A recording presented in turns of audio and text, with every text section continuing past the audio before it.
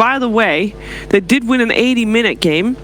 80 minutes? Yeah, yep. And they also won against Infamous. And then their series against Ninjas in Pajamas the second time around, they were losing game 2 very hard. And then DJ comes with a god-tier black hole. Yep.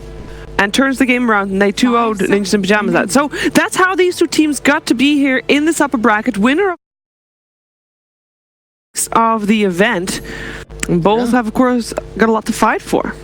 Neither of the team have looked like super strong in their groups, I think. Like VP, they beat Forward Gaming and even lost the game to them. Whoop-de-doo. And Mineski as well, who didn't really look that strong. So VP's not really been tested yet. Fnatic obviously is one of the best SCA teams, if not the best, right now. Both the teams like Enigma, so he's been banned out. Makes a lot of sense.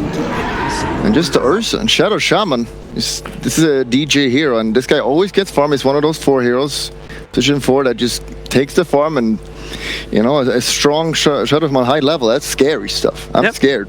Yep. You should be, because DJ's kind of really been the standout player for this team for the entirety of the event, and that's a hero he's very comfortable on. And, you know, VP, they know Bears well. It's on their shirts. Not anymore. Oh, actually, it is on the front. Yeah. But they now have a different logo on the back. It's like just if he's a bear left. Prophet is a hero that has been highly banned in this entire tourney. Bulldog, you taught me that was a lane winner, right? That's the only reason people pick it? Well, not the only reason, but he's super strong in the lane, and we see him mostly position 5 now, because he just secures that lane for your carry. You can pick whatever you want, and the Prophet can almost zone out 2 heroes all the time, so a little bit too strong. But they did nerf him now, so the Treants do not do as much damage level 1, but even so, like, he seems to be very powerful in that role. Already liking all the catch that, I mean, the kind of global presence that VP has. You can just tell that they're going to have pressure all over the place just with a Nyx and a Nature's Prophet. Ganks can get so easy with 2 of those heroes. Yep. Fnatic, though, you know, we got to see what their strat is. Right now, obviously, they're going to go for a little bit of aggression here, as always with the Ursa. See that Darkseer banned out? Classic answer to the Ursa. Can't catch ya if you're running at max speed. And a very nice ban of the Meepo. Yeah, just a respect ban makes a lot of sense. The first big Nyx, I'm not entirely sure. We've not seen the hero super much in this tournament. I guess VP just really likes this hero. But yeah, picking the Ursa, I just feel like a perfect example of where you can pick a bat who will absolutely do super fine in that lane against Ursa. Ursa can't really go bottom against Prophet, so you know, when you see the enemy carry, this is like, you just would love a bat rider. Yeah, you've been hyping up this bat before. The bat is coming. Yeah. He was picked once against the Lifestealer, and if I remember correctly, that worked pretty well for a while. Well, not in the laning stage. Now that you have Ursa, that's like a super easy lane. Yeah. The bat is banned. Nice snipe there by Bulldog. Oh, they can actually hear me, can't they? No. Oh, come on, man. They can only hear you if... Well, no, they can't. They can't hear you. If you scream incredibly loud, please don't do that. That would kill us. Their microphones... No, I don't think that works that way, actually. No, they can't hear you. Not only do they have those thick, industrial-grade headphones on, there's also white noise being played, just in case you can hear any mumbles.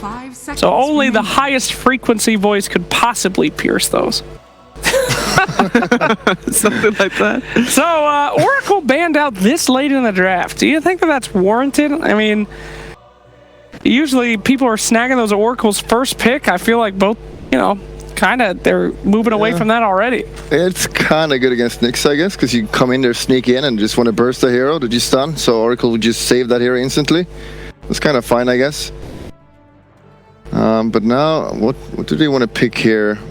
VP has been picking some ODs, which is okay against Ursa.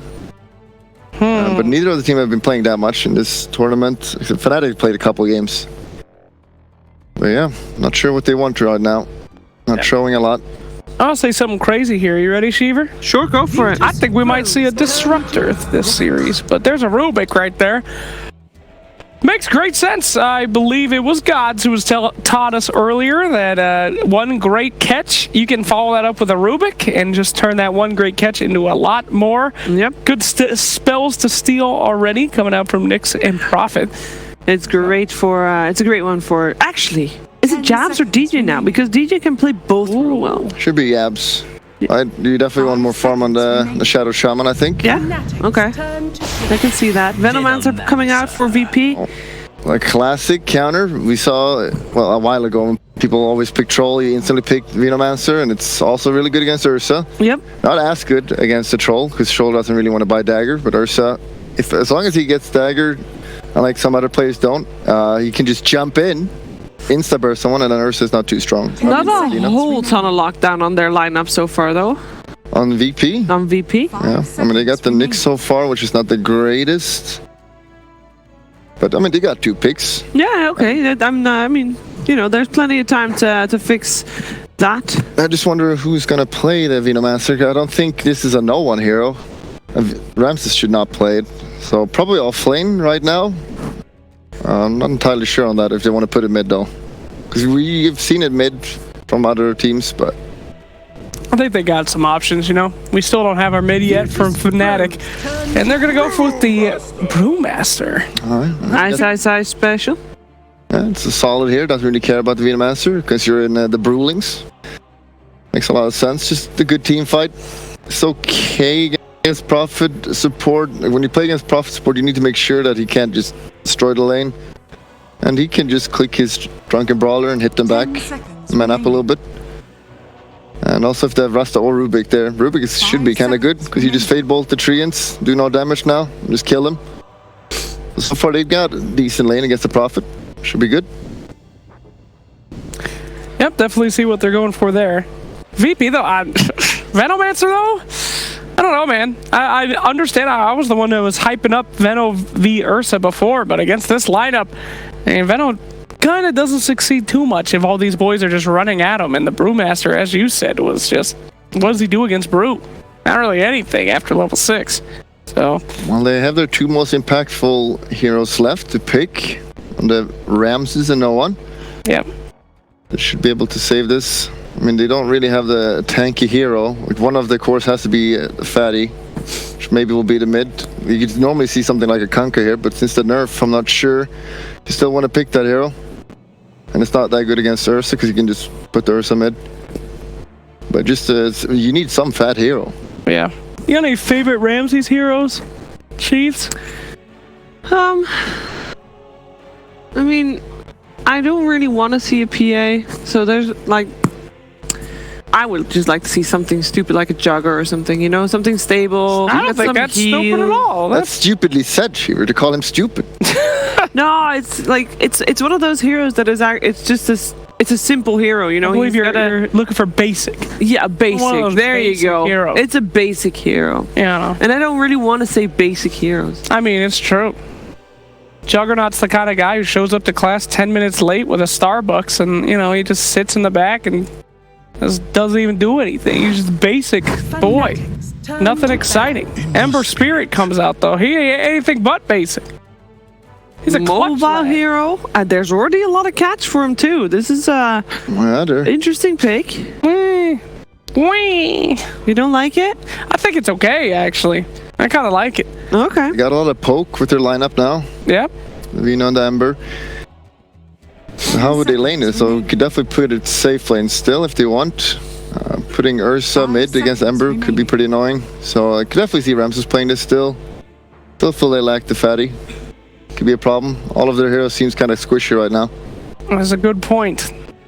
I don't know. I just keep thinking about Virtus.Pro's kind of global gank ability presence. I mean, they could just jump on anybody right now with this draft. Got a lot of mobility. Just got to get to level 6. And the Nyx, and they're banning out the OD. So they expect Ember safe lane. All right, well, got a lot of options here still for that fatty carry, as Mr. Bulldog keeps pointing out for Virtus.Pro. Fnatic, though, I'm still looking for a little something more from this strat, you know? The Razor is still in the pool. We've seen that hero be super popular. That is true. Razor? A Razor and Viper, like, where did they go? Unneeded this game, Sheaver. Okay. The meta is gone. Is it? Things change, Shiver. You gotta get with the time. All right, we'll see. We are in C and CIS Dota right now. We are. This is their own separated metas. from the rest of the world, and they're coming head to head here. Monkey King and the Shadow Fiend. That's kind of a fatty. Makes you perfect just get sense. that makes so. And Guardian pretty Greaves. solid. Yeah. Yeah. Yeah, and Ember should be safe lane then, which should be fine. Sometimes you kind of suffer in the lane, but when you have a Prophet, the strongest hero that can just protect them, should be good.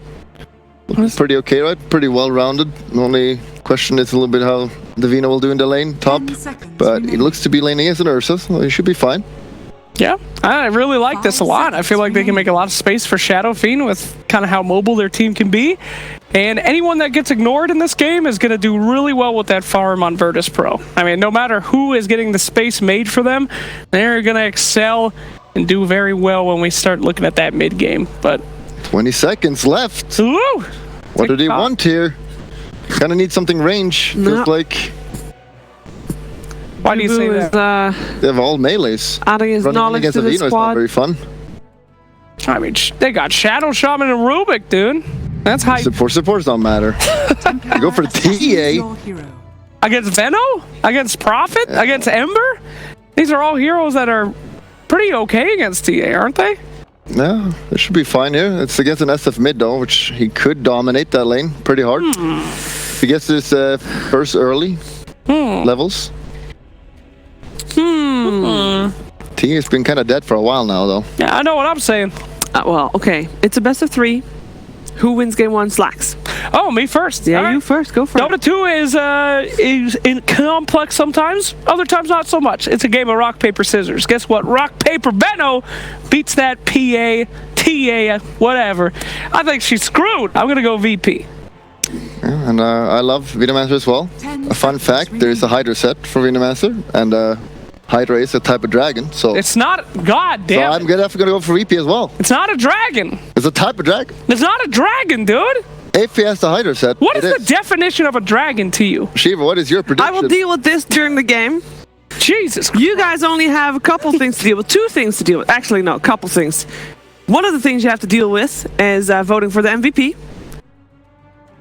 And I will vote for VP, by the way. There you go. Copying. Some other things you guys have to deal with are commentators. OD Pixel and Gods.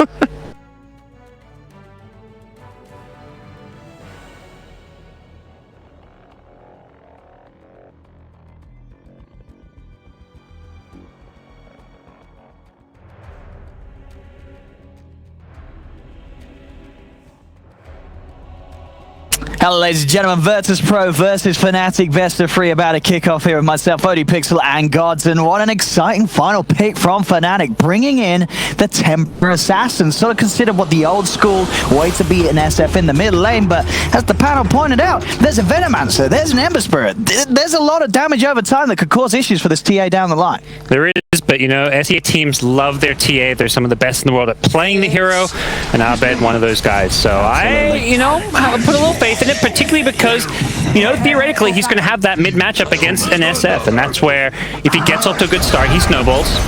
Doesn't matter if there's maybe a Veno in the game, for example. Oh, we can see the way that no one's preparing already. He has already skilled the level 1 raises. That's the way he's going to start it. Make sure that he can at least get some of that early CS, and he doesn't have to deal with trying to you know, build the Necromastery up against a refracted TA with that extra bonus damage. Just practicing his triple raises on his teammate. You know? Yeah, making sure the keyboard's working. Yep. So we'll see how he fares here. He already has the double mango. A lot of these mid matchups have kind of turned into this big regen war, and SF is one of those heroes that loves to play the regen battles, because when you bring out those mangoes and you're hitting those double, triple raises, it just is a super efficient way to play the mid lane with your damage output. Using 1 raise, not efficient. Using 3 and hitting the enemy mid, very efficient. I mean, because in this matchup, then, what is the best outcome for no one? Is he still going to be able to find some farm? Does he need to have sort of extra assistance come in with early rotations to have any sort of chance against a TA? Or is there a possibility that he can just outplay Arbed? I mean, it feels like that's going to be very hard because, as you say, it's Arbed on TA. This man is a bit of a legend on the hero. He definitely can outplay the matchup and do okay. I think if he outplays the TA, you know, you're looking at maybe a more 50-50 matchup, or even, you know, if you get your early last hits and get those souls up quickly. Obviously, he has hit level 2 first, but he gets the raise so we can actually get last hits on the first wave or 2. Particularly the range creeps are so important. That's why raise level 1 is coming back. He could maybe see a more 50-50 outcome if he kind of outplays the matchup. Looking at the way that the side lanes are going to start out, we have MP and Jabs going down to the bottom on the Ursa and the Rubik. They'll be up against, for now at least, the Prophet and that safe lane, Ember Spirit. But this mid lane, yeah, all eyes on what's going to happen here with these first few range creeps. Range creep denied. And it's going to get that first one, no one. And with the Raze skilled, as you say, he should have a good chance of securing the range creep for himself as well. Oh, but misses another last hit. There we go. So denying the range and getting the range. I mean, there's little things like this that can put the SF off to a fair start against a TA, a hero that can cause issues. Yep.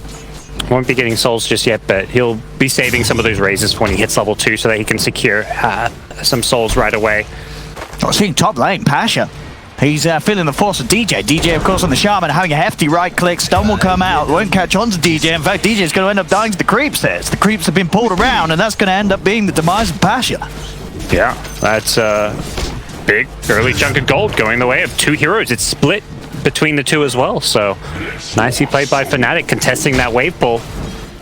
Shadow Shaman, one of those really strong heroes in terms of starting base damage, and with boots first, this Shadow Shaman is very strong. And the big weakness of this hero is just how squishy you are in your mobility, but being able to play as a 4 and get boots first kind of makes up for that. See Mango being popped here by no one, getting a bit of damage onto Arbed. Is level 3, and of course, there's 2 points in the raises now, so if he can get around the refraction, he can do a lot of damage to this TA in the mid matchup. We're seeing down bottom the power of that Prophet, Solo playing it, and sort of Solo zoning out the 2 supports of the Jabs and MP. Jabs will be able to salve, and Solo sort of toys with him, baiting him with those teleport potential. Oh, big lucky rune. SF gets a double damage. Sometimes these mid matchups can just be swung by a 2-minute rune, and this is one of those really impactful ones. We see up top, Fnatic. They're going to go for the opening onto Pasha. They've got the shackles to lead in. Roger's got the stun to hold back iSkyCloud a little bit, but Pasha is in trouble, gets critted down. Another death on this top lane. Such a strong dual lane, this iSkyCloud DJ duo. And with the double damage, no one holding on to it for now. He's already level 3.5, and I mean, he's got to be happy with how this is going, right? I mean, as we saw, Fnatic with this 5th pick TA, they expected more to be happening in favor of Arbed early on, surely, in this matchup. No, Arbed is not having the lane advantage he was perhaps hoping for with this pick, and it's only going to get worse because of that double damage. See down bottom, lane's getting pressured in underneath the tower. Doesn't matter for Ramsey, still able to farm AOK's top CS at the moment. Yep. Leveled with his mid SF from 14 and 15. Everyone pretty much in a good place apart from Pasha on that top lane. That's the only core that's falling behind at the moment on the Venomancer. Only 5 CS in these first 3 minutes because of the way that he's being zoned out by DJ. That's kind of the good news for Fnatic, since they're not getting that mid lane win, is that, yeah, the side lanes, particularly top lane, going very, very well. 8 denies on iSkyCloud, and Veno just with 6 last hits altogether. So, very small edge to Fnatic in the laning stage. But typically with this TA versus SF mid matchup, you're hoping for a bit of a bigger advantage there. Feed the trees. We'll see, what if the TA, I mean, Arbed down the line, what is going to be the build that you want to go for? Do you want to rush the Deso in a game like this, or do you want to get a bit more active and have that blink and be able to start making moves as soon as iSkyCloud gets 6 on the brew? Yeah, it could definitely go either way. It's probably going to depend how the next 5-10 minutes of this game go a bit. Whether he feels like there's plays they can make. I think these fast blink rushes never feel that amazing right now. That's why a lot of the traditional blink heroes like Ursa haven't even been getting it as much. They just want to get these more active early game items. A Deso can allow you to take a fast Roshan. It just accelerates your farm. And I think blink is like a bit too all in for the kills. Mid lane continues to look pretty hot for no one. Gets himself a regen rune.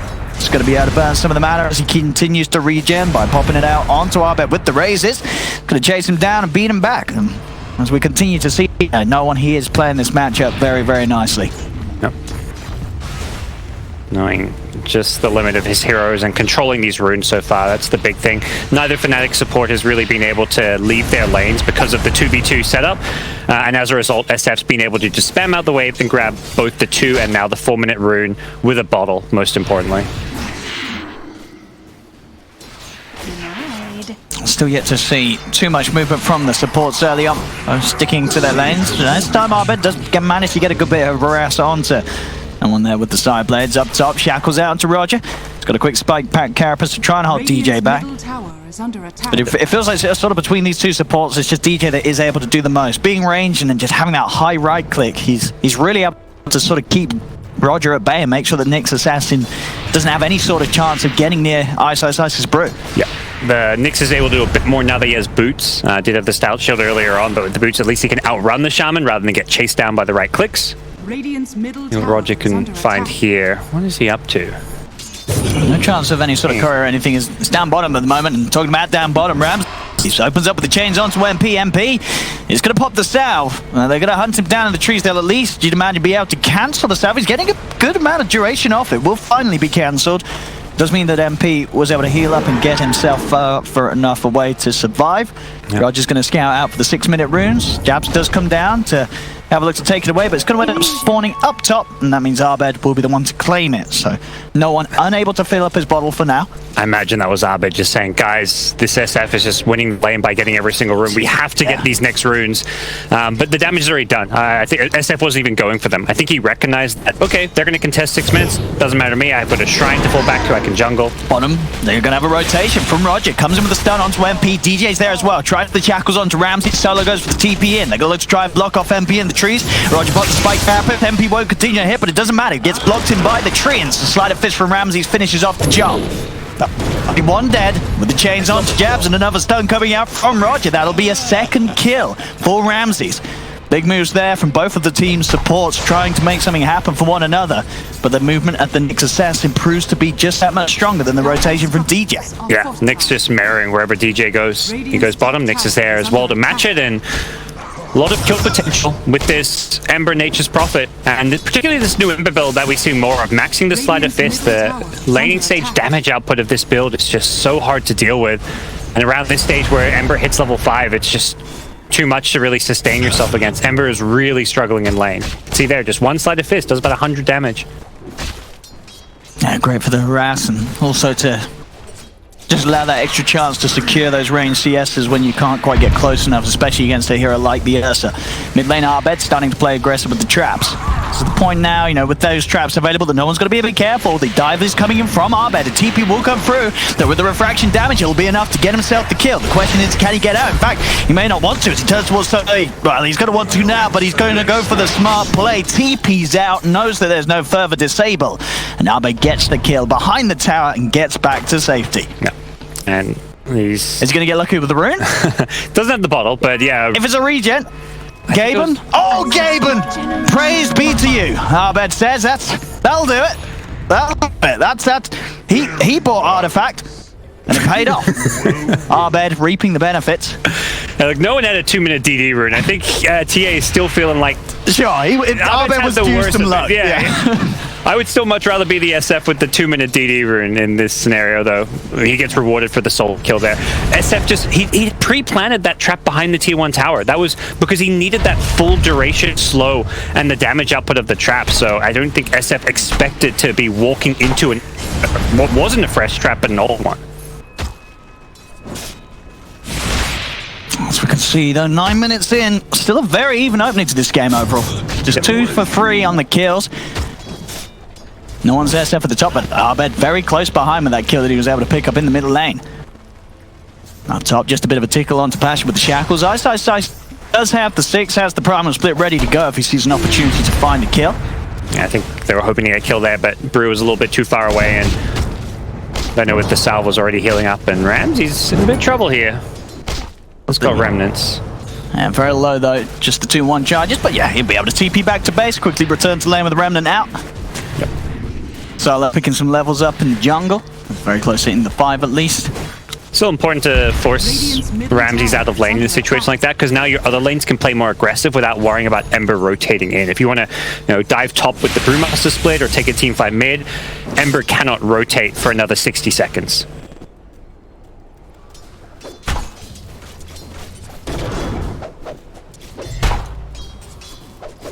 Definitely one of the slower starts from the games that we've seen so far today, but yep, both teams definitely, as you say, they've got in mind the timing, and they really want to start to make a movement on. Gonna have the movement speed advantage onto Jabs, and yeah, catch from Ramses sets up for an easy kill. See around the map, we are going to have the majority of the runes taken by VP, as they'll grab 3. Arbed's only able to secure 1, of course, for his teammates. Securing up the Deso rush first, and we'll be able to clean up some of the Ancients here from the safety of his own jungle. Yeah, the SF can do right now, which TA can't really, which is actually, rotate and make plays happen. The raise damage is very significant, and you contest 10-minute runes, so VP get an extra rune, they get a kill out of it. And TA, well, not really ready to fight, is much more item dependent than the Shadow Fiend to contribute to this game. Here comes Fnatic, still unable to find an opening to use his Primal Split. Level 8, and SSS with the Vlads can offer a lot of damage output for his team, but you don't really just want to have him sitting idly farming. You really want to find a way to use Primal Split. This is the big kill. Oh, he looks like he walked a bit close in the smoke pop, but they can still find the kill. Yeah, they've got the trap down, they've got the slow upon him, will turn, try and get a raise off, not going to get a chance to do so. DJ straight in with the shackles, sets up for an easy kill. Fnatic make the smart move to shut down the SF, get him off the map, and take this tier 1 tower nice and early. Yep. Great rotation. They may lose a side lane tower, but it's well worth it. They might lose MP, yes, MP. And it's going to get sprouted. Trapped in it. Doesn't matter. Still got the stick charges and we'll be able to get out. iSkyCloud comes in with the reaction. Pops the split. He's got it ready to go for some plays down bottom already. Ready to hunt down Ramses after he's used the Remnant. He's got another one to jump to. He's out of mana. Does have 12-1 charges and has the distance to get back under the tower though. So the split will be used to no avail. Same time up top, Roger. Keeping eyes with the Vendetta. Reveals himself onto the Rubik. Passion's going to be there. Body blocks there from the Nyx Assassin, allowing the Gale to connect. His jabs will be chased. There'll be no TP and no help for this Rubik. He'll try for a neutral deny. Not going to make it in time though. Pasha claims the kill. Okay. So VP taking the tier 1 tower top, getting a kill, but SF needs to be careful here. Does, and so does Solo. Quick meld hit to the Nature's Prophet. Arbed being a little careful. No one's got bold charges and able to get himself back up to full down bottom though. VP losing Roger as Fnatic collapsed past the tower. The Serpent Wards are down from DJ, and Fnatic will be able to take a tower themselves. Yeah, they're just playing very aggressive now with their ultimates. Primal Split being used, yeah, doesn't find a kill, but they immediately followed up with the Serpent Ward push. And I think Fnatic are starting to find themselves a bit of momentum here. Yeah, talking about momentum, looks like a change of mind from Arbed. Just picks up the straight up Blink Dagger now that he's got the money. Yep. So Blink Dagger, Blightstone ready to go. Arbed is going to look to get those kills. Yeah, I think with the way everyone in this Fnatic team is just getting involved this early on, they don't want to give VP any room to sit back and farm their items. With the ward down, Asher, but Arbed is able to get back up to the high ground. iSkyCloud getting closer and closer to having the money for his Midas. Radiant structures are fortified. Looking for a bit of an insurance policy, not going for any kind of a blink rush here.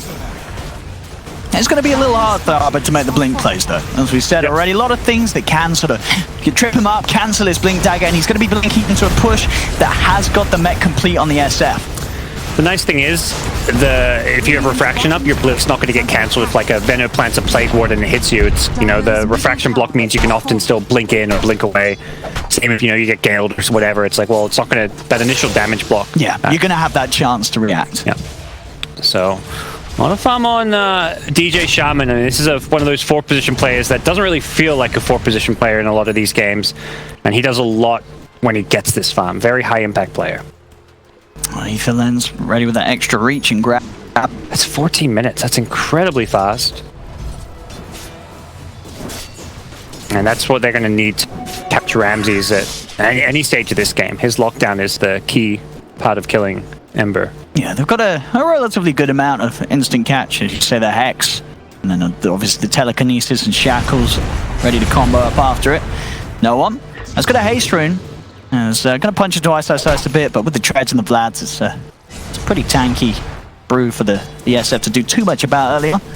And Ramses queuing up the drums into Radiance. Did manage to make that lovely hurdle and get the full boots of travel on nice and early, so he's going to have that global potential, be able to join his team, and between him and Solo, lots of ways to sort of make sure that VP have the number advantage. Roger, he's going to put the Spike Carapace there on the hunt. Serpent was actually dropped down for this one. They had the sentries, but no dust, and he baits out some ultimates. Yeah, that's the big win there for VP, not having to worry about the Serpent Ward push for a little bit of time. He was so fast to react with that Carapace on the Shackles. I didn't I don't even know if he had vision there, if he just kind of anticipated it or what. Either way, Fnatic will still get the bottom bounty runes. It will be most likely a 2-for-2 trade. No one continues to hit the good timings, as that's a 15-minute Guardian Greaves complete on the Shadow Fiend.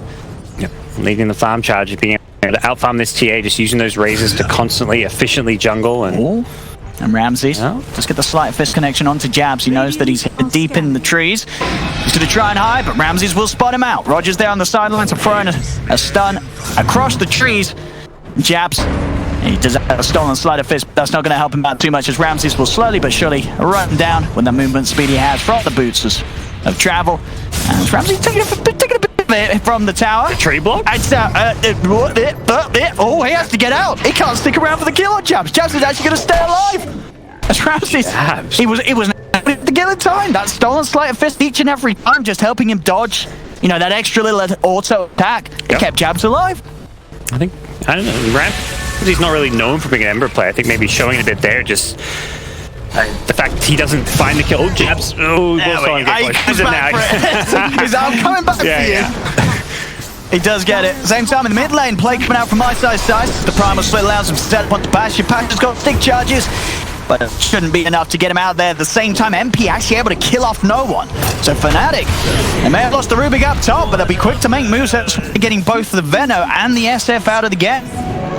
Yeah, that was the TA Ursa duo finding the SF kill. The drums, this face drop fill we keep seeing on Ursa, no longer about the blink. You just get so much movement speed when you pop your phase boots, and then if you have drum charges as well, you're at almost like 500 plus movement speed that you just chase everyone down. Yeah, this game is, it may be a slow and gradual start, but you can really feel that it's about to explode. Abed very close to having a completed Desolator on top of the blink. I mean, both him and no one showing us sort of exactly what we expected from this caliber of mid players. Just whatever happens, despite the matchup, both are going to find those item timings. And then you're looking at Fnatic being able to kill Roche incredibly easily with Desolator plus Vlad's on Brewmaster. Roger, scouting out Abed. They are going to turn towards the bottom. TJ is going to go for the CP out, and he's able to make it away. They'll look towards iSkyCloud. Stun from Roger catches him out. They have to be able to slow him down. No escape for the Brew. VP. They will punish iSkyCloud for sticking around a little too long on that push down bottom. Zabed, just 100 gold to go. Desolator will be done. Yeah, I think that's still worth it for Fnatic getting a tier 2 tower. DJ even getting the last hit. He's up to 5k net worth as a support Shadow Shaman. He's pretty much level with MP's value at the moment. He had a blink queued up, but he swaps over to an Aghanim Scepter now, wanting to kind of play that semi-carry-ish Shadow Shaman role. Oh, looking to make a play with MP. As the two of them smoke up and start to make a move towards bottom, Ramses is alone pushing it out. If they can get that opening Hex onto Ramses, they could have a shot, but he's already TPing out of there. He's not going to stick around, goes toward mid. Good to get the trap slow onto him, and they do have to be careful now, because the TA, Abed, has the Desolator ready to use. Desolator around the pit, though. When you talked about Fnatic, opportunities to get Roshan, there's a double damage route. Once again there, waiting for no one. As they're going to head into the pit, I don't even know if Fnatic are going to expect them to do this. With that double damage, I don't know if they're going to expect VP to be able to have as quick as they can. They should scout this with traps, and Brewmaster Split is just coming back up. No, they're putting it to pit. He's got to put a trap in there. He's not doing it. He's up to now. They know it's there. And they will be able to get there in time. Brewmaster with Split should be able to contest it. And iSkyCloud just straight up with that. Pops immediately and starts to push VP out and away from the pit. Ramses is incredibly low on the high ground. He has to keep his distance, will be held up by the Greaves. You have the Requiem being attempted, but MP's on top. No one. He's going to be sprouted. He's solo. He'll die. He's dead for 45 seconds. No chance to buy back towards this Roche finds Abed. Turn towards Roche. He gets bashed by the Roche. Stunned. Front Roche comes in and Abed stuck position. Still alive though. He falls, but they're brought down. 3 members of VP. Back from Ramses, back from Solo. They try to get back towards the pit. Solo team is in. Can he do it? He can't. Fnatic get the Roshan. Jabs will be one to pick up the Aegis, but taken away from VP. Passion does manage to kill up a duck, and with the slider fish brings Jabs down low. That's the Aegis taken out of the hands of the Ruby. Roger still has to drop. Stun out onto 2. Change from Ramses. Catches the both of them. Do they have the damage to finish off Jabs? Nice. It doesn't look like it. They'll split the Cinder Brew down on the ground. Jabs gets the steal on the chains.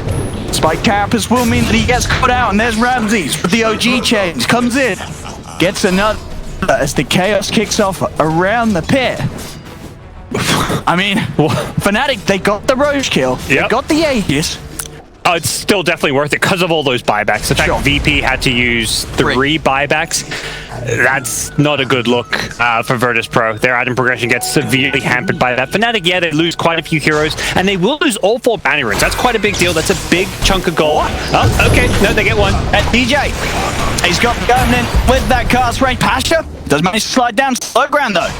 Yeah. Arbed should have a blink up in a second to continue to chase. Fraction there to make sure there's no chance of his blink being cancelled. Doesn't want to go for it though. Did have the blink availability, but didn't want to try and go. Worried about the trap being set, just sort of set by the rest of VP. Yeah, he can get the kill with this blink, but he doesn't want to pay for it with his life, and he doesn't know who's up there. They don't have vision around the area. Potential Nyx, Invis, Vendetta catches you with a stun. Maybe you don't even get the kill. So he's safe. I think recognizing that last Roche fight went well enough that Fnatic is still something in control. Oh, Arbed. Yeah, blink on Getting run down it. Did they have detection though on these 2 heroes? They do not. They've got to damage those solo TPs in with the sentry. As they'll be able to take that TA down. VP, they're ready to push it on tier 2 mid now. It's a good amount of time where there's no Arbed TA to worry about. 50 seconds. As he was well leveled, done in the jump as well for now. We have to at least find a support, get Roger.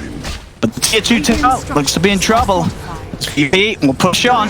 Very hard to fight into Treants plus Venomancer wards. There's just so many things in the way that chip away at you.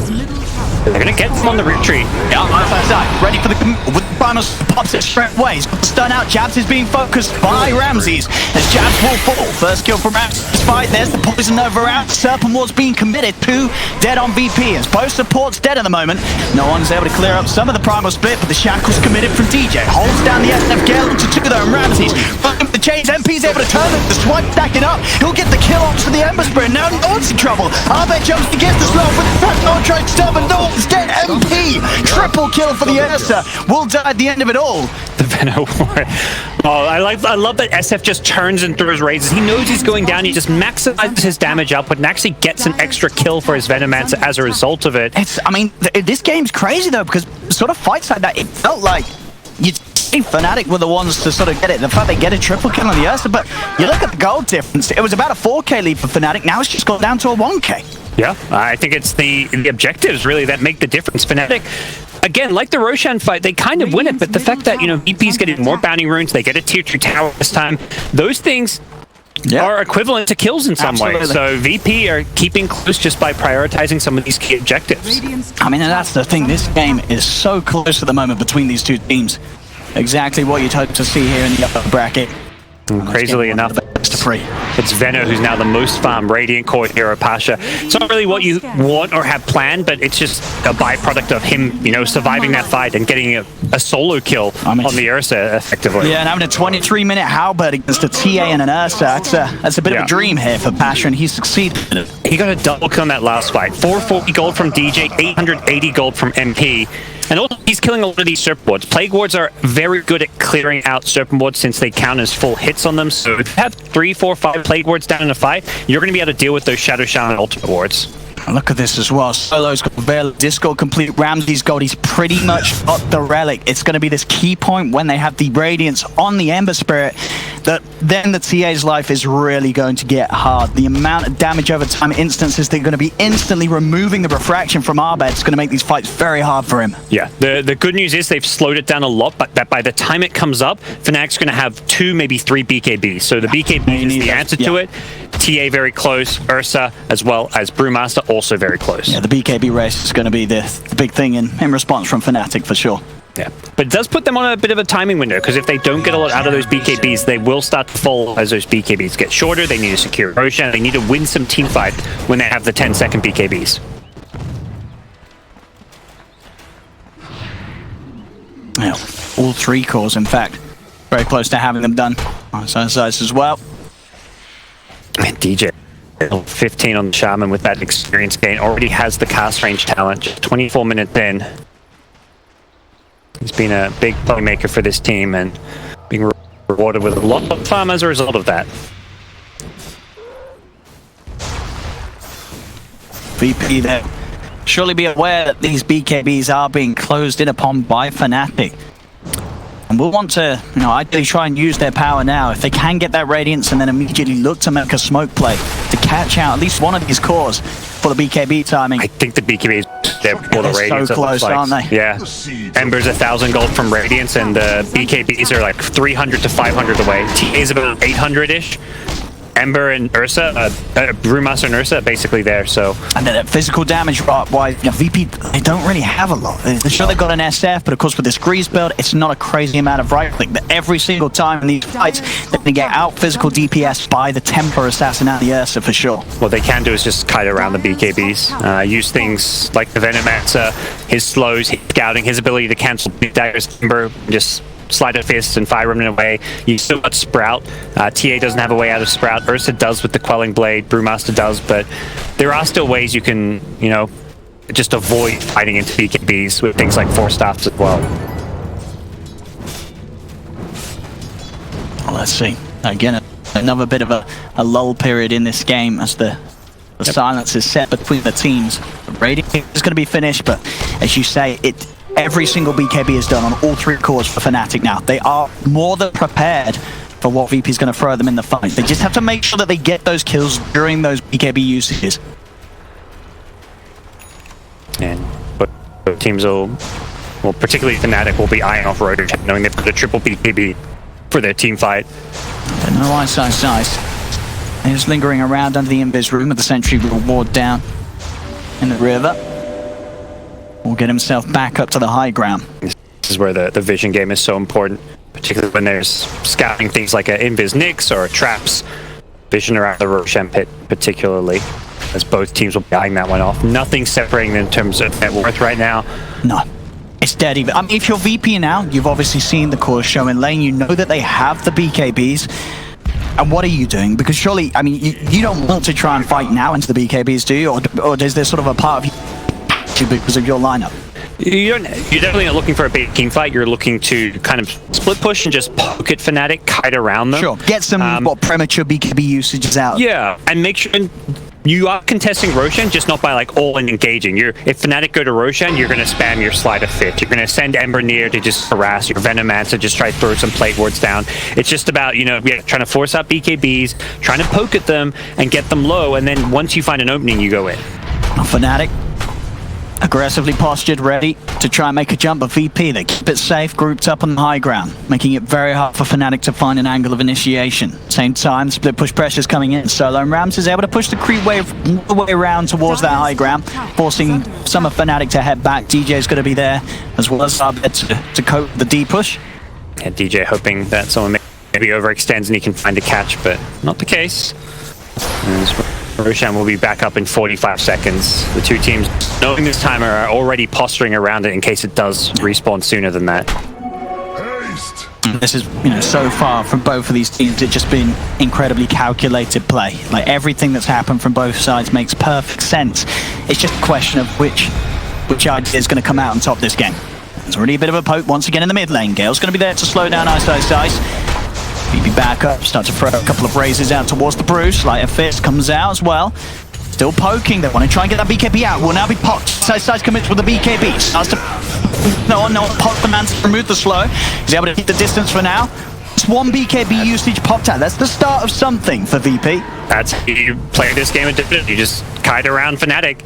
They run at you, you run back. They start running away, you poke at them once again. You just have to keep poking the bear and try and tempt them to come fight you. And you never take Fnatic on a full-on 5v5 fight when they have BKBs up.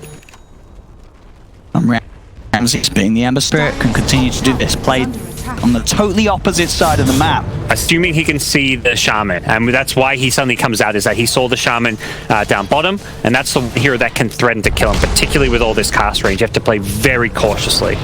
That's mid lane. Roger. He's actually going to blink in aggressively. They know that Fnatic split up. Raises come in straight away on jabs. He's going to actually get denied by Arbed. Arbed now in trouble, or is he? He's got the BKB pop. Turns towards on, forces down to the low ground. Has the Requiem revved up and ready to go. He's still alive for now. DJ's up the background. The Serpent Launch in the river. The void is blocked off. They've killed off the SF. Shackles as well, holding down Solo. Fnatic, they'll find two. Yeah, that almost was a great Venomancer save. He's the one who force staffs SF to the low ground to help him get out of there, but DJ rotating into the bottom lane. They're still trying to poke VP despite the fact that they've lost 2 heroes. Jumping from iSkyCloud. He does not have the promise but available, but he's got a BKB and he's heading in. Buyback comes out from solo. iSkyCloud goes for the TP out for the remainder of the BKB jump. Back towards mid. They're up. He's going to go for the bash. He's straight onto solo. Solo dies. That's a dieback on the Prophet. But they kill Abed. The T is gone. VP are going to suffer more casualties though as DJ shackles out onto the next assassin. Now Pasha has to be careful. Fnatic can try and get a grab onto them. DJ just salvaging these fights. Nyx was hunting the TA there, hunting the Brewmaster there at the end with the BKB wearing off, but luckily DJ's there to save the day. And Ursa will survive because of it, and VP committing a buyback to Nature's Prophet. Still, it's that does the kill of the bottom bounty room. That's again, it's VP just securing some of these other small objectives. You know, they got 4 bounty rooms.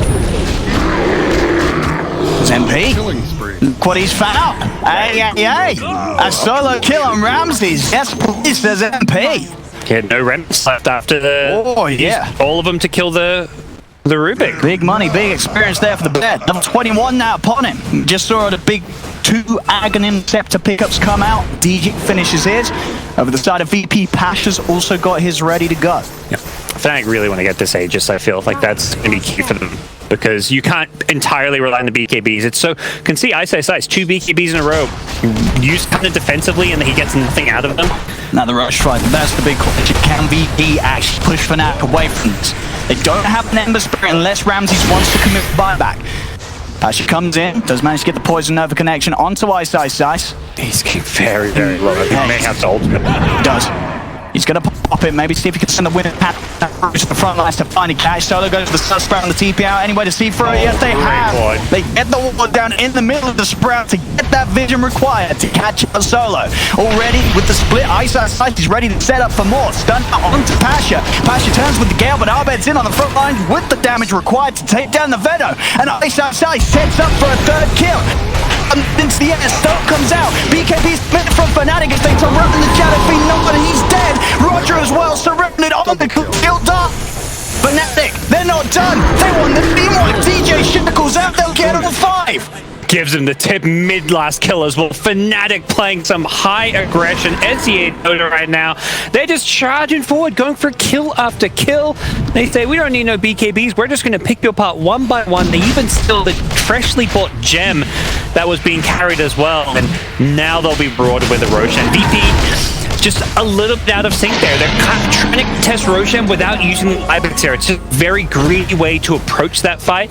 If you're going to contest Roshan, you need to kind of go all in. Buy back on the Ember and say we're contesting Roshan, because Fnatic's blink catch initiation is too far. He wants to try and farm some of these wards, but DJ, the protector of his serpents, comes in.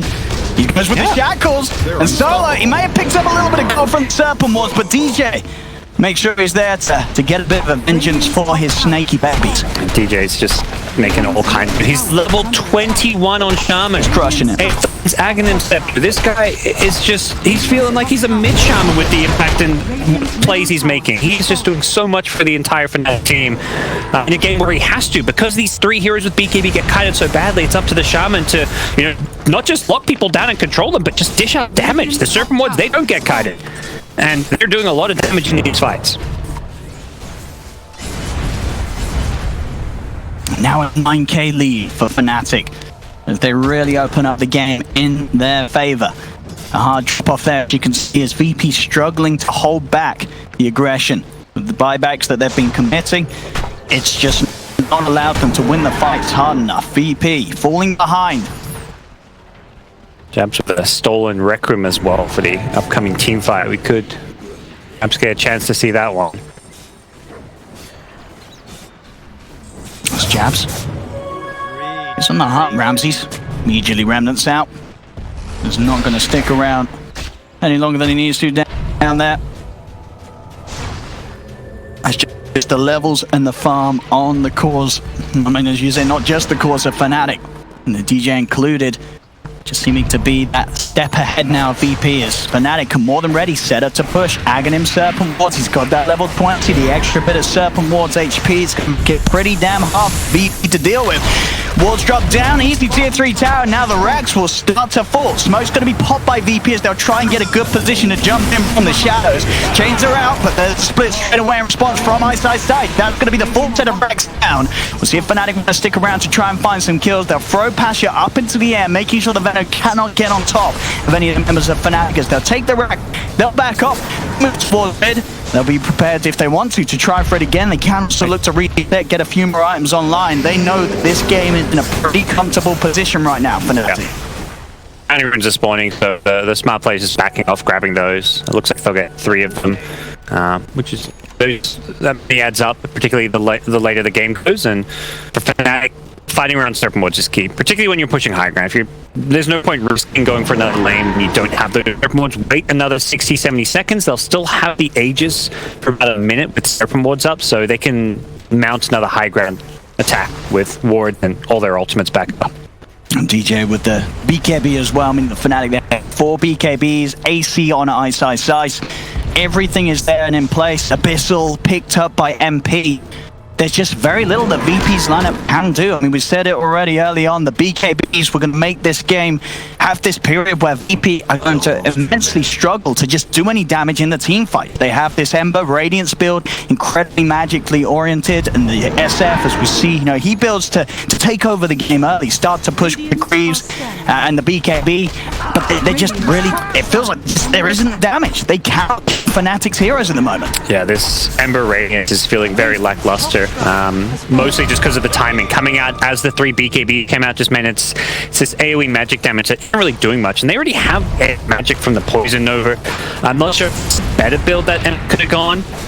It's just not a natural right-clicking carry. But what we're seeing in this Radiance is very little damage output. Here come the serpent wards. With the Arcane Rune as well, DJ's going to be more than happy to pop those down over there. So one jump, just get a nice 3-man stun. Do they have the damage to fall off the random commit straight away? They'll pop the Aegis out of the hands of DA. Gap still alive, finally. They've got the Rubik, but Ramses just gets run down by MP. Has to back on the experience, comes down onto the one, God tries to man for away, but he's dead. And the SF does not have buyback available. Now they'll retreat a little bit. Sprout is out, control and he jump off from Roger, does have the stun. iSkyCloud with the BKB though, starts to slap down the Nyx. Assassin Roger's out there with the Vendetta. Yeah, they've got the plate wards up, and that's helped clear out the serpent ward. So just a tier 3 tower going down. DJ was trying to focus the melee racks with the serpent wards. Got it down pretty low, but wasn't able to quite bring it down. That was, the upside of having a full health tier 3 tower mid. Unlike bottom lane, the tier 3 was like almost already dead when the push came. This time around, they had just had a bit more upper health to deal with so that they don't lose racks. Problem is, those serpent wards push is going to be coming again and coming again soon. And if DJ gets level 25, I mean, God help you then. Oh my goodness, and I mean, this rate he certainly is, if the game hasn't ended by that point. Yep. Level 25 with a refresher, theoretically. It's getting very, very close indeed. And this is a great thing for Fnatic because of the lead they have. They can't play around their timings. These sort of serpent wards, the primal splits, these timings that normally you'd be pressured into using earlier. But VP's lineup, they can't force anything out of Fnatic. Every single fight is being taken on Fnatic's terms. Those wards are back up because of the Arcane Rune. I don't think VP were expecting this next push to come so fast. They're not ready. SF's still dead. Yeah, this Rex is going to go before even have the chance to get back in the game. Yeah. Man, the Rex are gone. Patcher will fall with the Poison Nova. Now no one's back in. Tries for the chains onto Arbed Ramses, but doesn't get the connection as Arbed's able to walk this one off. As again, Fnatic finding racks, moving back, and not getting punished at all by VP. Yeah. They give away a goal from all the serpent wards, but that's acceptable price to pay. Raintrack's barely surviving on a sliver of health, but it's not going to heal up, so Fnatic can just focus their attention now on the next Roshan, most likely, because that's going to be refreshes. So forget farming a refresher if you're down. Bottom Ramses tries to push out, but Jabs able to sneak around, set up with the telekinesis. MP's in for the kill, and that Ramses dead for 100 seconds, no buyback. Yeah, and the serpent ward cooldown is shorter than that respawn time, so they could theoretically go push high ground. There'll be a 30-second window where Ember's still dead and the serpent wards are planted on the high ground. Does look like at least Brewmaster is making a beeline towards his top lane, but what's the call here for Fnatic? Yeah, they're drawing lines towards his top. They want to try and punish knowing that Ember is dead here. Oh, but he's going to find Pasha. He's got the level 25 tower and the meld hit Bashes. Causing some issues for Pasha. Does manage to turn him with the halberd. Will hold back for the TA for now. Quick force to the side. Will dodge the stun off Roger. In fact, Roger, he's in a world of pain as the big old fuzzy wuzzy comes down upon him. He does have buyback available on this Nyx Assassin. Still 50 seconds without their Ember Spirit VP. Yep. So difficult to defend the base here. You need as many Plague Wards up as possible. Get the Treants out. Anything that can hit Serpent Wards to try and clear them. But here come Fnatic. Looking for that last lane of... Their VP will try and immediately hex those up. The Shaman straight into the backline. Subhead on top of Solo. Solo's gone. No. Requiem up. His head to get away. And it's all over. GG is called. Fnatic taking game 1. And my goodness, did they play it well. They knew exactly what they had to do to win this game. Knew that with the BKBs, at that point, VP's game, it pretty much felt like it came to an end. It was impossible for VP to play against it with the lineup VP had. Yeah, look. It is pretty. Oh, yeah. Pretty. Prophet going to be banned out this time as well as the Juggernaut. Yeah. To me, that means maybe they're going for, you know, some pretty aggressive, crazy stuff. Maybe not thinking so much about the late game. Maybe. So the heroes that are left against Bat is PL and the Slark. None of these heroes are that meta right now. Lifestealer is obviously picked. There's one I'm forgetting about, I think. They also banned a Jugger, so the hero's a little bit limited hero pool to pick against Bat right now. Not sure what they want to put there. I did put a certain wrench into the plans here. We haven't seen a lot of Bat Riders yet, so... But he's cool. Very cool. How's it cool?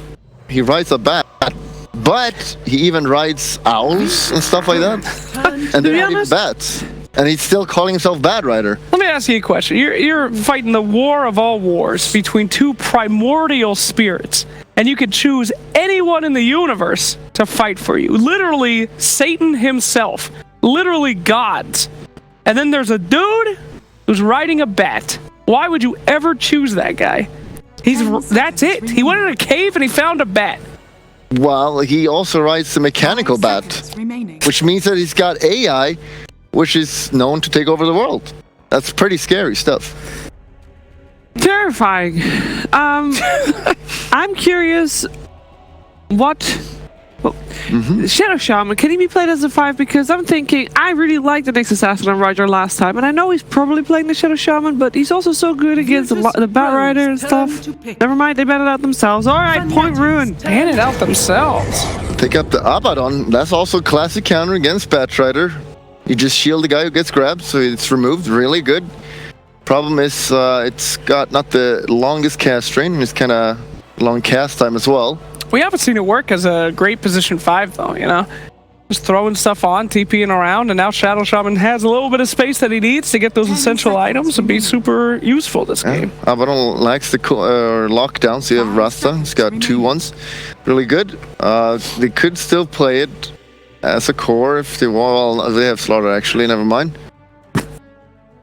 I like this loadout by Virtus.Pro so far, though. I wonder if you just pick up Brewmaster again. It's been working really well for them if they want to do Bat Rider 4, that is. Seems like a hero they just love. What is a good hero that deals and takes care of a Baden? Because it's not necessarily burst damage, right?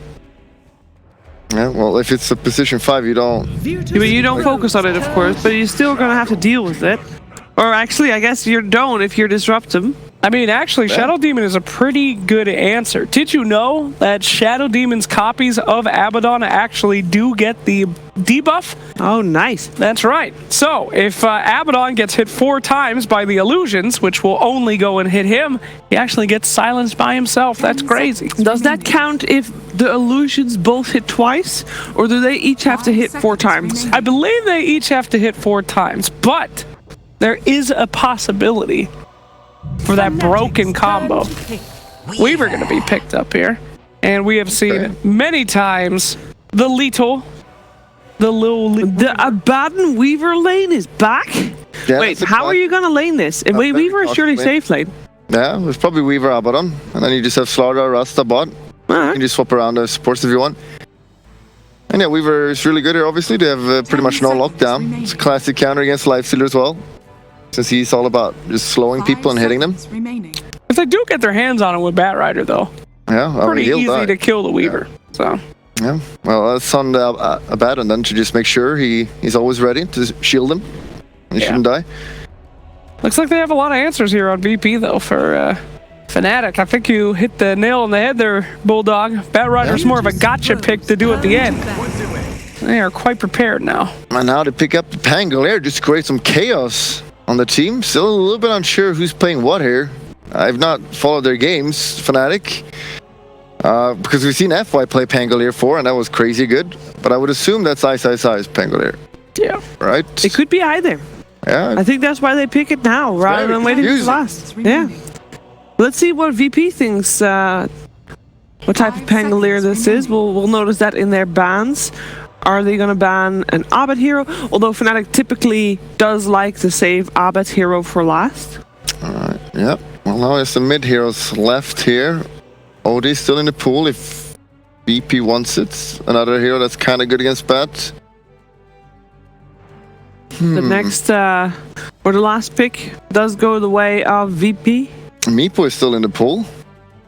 How good is Meepo against their heroes? It's pretty good, right? Against VPs. I think so. I don't know if they want to pull out the Meepo. But they do have one pick to counter it, though. Yeah. Is that worth it? They ban out the OD, so they do indeed expect that Pango to be for ice. Ice. Well, but it's the best Meepo player in the world. It's true. Just true. pick it and you win, right? Maybe. Perhaps. So we got this last one coming out here. I'm trying to think of what would be the right mid for Virtus.Pro. Isn't it very easy for VP to kill a Meepo because they can corrosive haze one and then everybody knows which targets to hit and Weaver can just kill that person / Meepo? Yeah, and you could also shackle one of the 5. Yeah, they can't poof away, they can't TP away. Yeah, They toast. that'd be a pretty Just great kill pick. Meepo and it's fine. Yeah. Okay, the ban Ember Spirit makes a lot of sense because again, Fnatic is really There's a Timber Saw. liking lockdown, especially now with the Timber. They have like no lockdown at all. Are we gonna get treated to an ice Timber Saw game? Or an Ice Pango. Both are possible. How do you kill this guy? Usually it's the OD, which they banned himself. What other counters are there? Hey, come on, you got Slardar. Those hits are gonna hurt on the Timber. I can believe that. Is Viper any good? Remaining. Break is... You have the break. I think Viper's actually really good, right? They do need a mid. Got that break. Nice Rod of Atos for Pangolier before he's able to, after he ults or something. I don't think that's bad at all. What does no one want though? He plays a lot of Pugna. I don't know. It's kind of good as well, maybe. I just hope they don't do Avenge Core. Please don't. Don't do it. Nah. Don't do some kind of Venge mid stuff. They need no one's hero now. He doesn't play the kind of heroes. Thank God. He wants a manly hero. It's that F again. He's pretty manly. Select your heroes. And how's the lane here? He should be able to do fight against the Timber as well. You have easy kill potential there as well in the mid. Who is playing that Timber Saw? Who is playing that guy? Looks like his eyes high. Yes! Ice Timber. Hands up. Hell yeah. It's a mid Pangolier. Against SF. Yikes. That's going to be tough. For who? Well, for both, but I would think SF would take that one. I mean, that's he should easy be fine. bursty. But Pango doesn't really die or anything. He just spams his Q and it should be fine. He can get those range creeps always. Yeah, but SF will kind of free farm though, so it should be good. Bulldog. Yes. Game 2. Virtus.Pro or Fnatic? I do like that Timber pick. I don't think they have a great answer for that. And is this an ice? Seeing how they played last game, they played really well. Feeling some Fnatic. Okay. Sir Action Slacks. Yeah, me no likey that Bat Rider. I feel like they got pretty good answers to that with the Abaddon, pretty classic counter, and if they don't have enough lockdown for Weaver, he has the potential to really deal some massive damage, especially with Slardar, so be going for VP. Virtus.Pro for me as well. Following me again, Sheaves. Yep. Straight to hell together, girl. Let's roll. All right. Let's see what's going to happen in the second game with ODPixel and Gods. Was that intentional? It looked intentional. Prepare for battle. Where are you watching? That's how it's done. Try a bit harder next time. Hello, ladies and gentlemen. Game 2 ready to go between Fnatic and Virtus.Pro. I'm ODPixel, joined by Gods. And, well, what have we got here? Well, Fnatic, some iSkyCloud, Timbersaw, Abed, Pangolier, already always, flashy and exciting plays we can expect to come from these two. And VP, they're going to stick with a bit of the same, a bit of the new. We're seeing the SF once again, but more of a focus on the physical. I can't help but feel they looked at last game and said, boys, we went on magical. This time, we want to go for the bit old-fashioned right click. Weaver and the Slardar thrown into the mix. They're not going to have a trouble with the physical damage this game.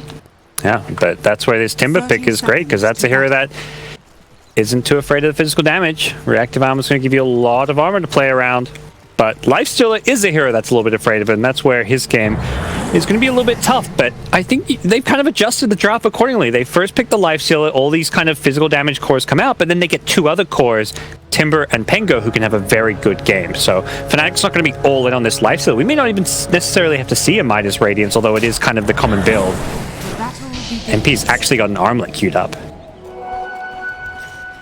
See, Ramsey did try and get the bounty rune there. Was not able to do so. Underneath the noses of the three members of Fnatic furiously clicking away. So 2 for 2 on the bounty rune front. And looking at the lanes, it's going to be what Ramsey's starting on the bottom lane. He's going to be having to lane up against for now, which is an SD. MP is already making the move. He's going to be heading, by the looks of it, up towards the top, I'd imagine, and the Timbersaw is going to go down bottom. And this is just what overall, because they don't want the Lifestealer laning against the Weaver, or what is particularly being tried to dodge here? Yeah, that's not ideal, and also the Timber is going to have a much better time against the Weaver than the bash spam of Slardar, perhaps with the Shadow Shaman. Shadow Shaman's pretty annoying for the Timber this game, but more than anything, yeah, the Lifestealer matchup here.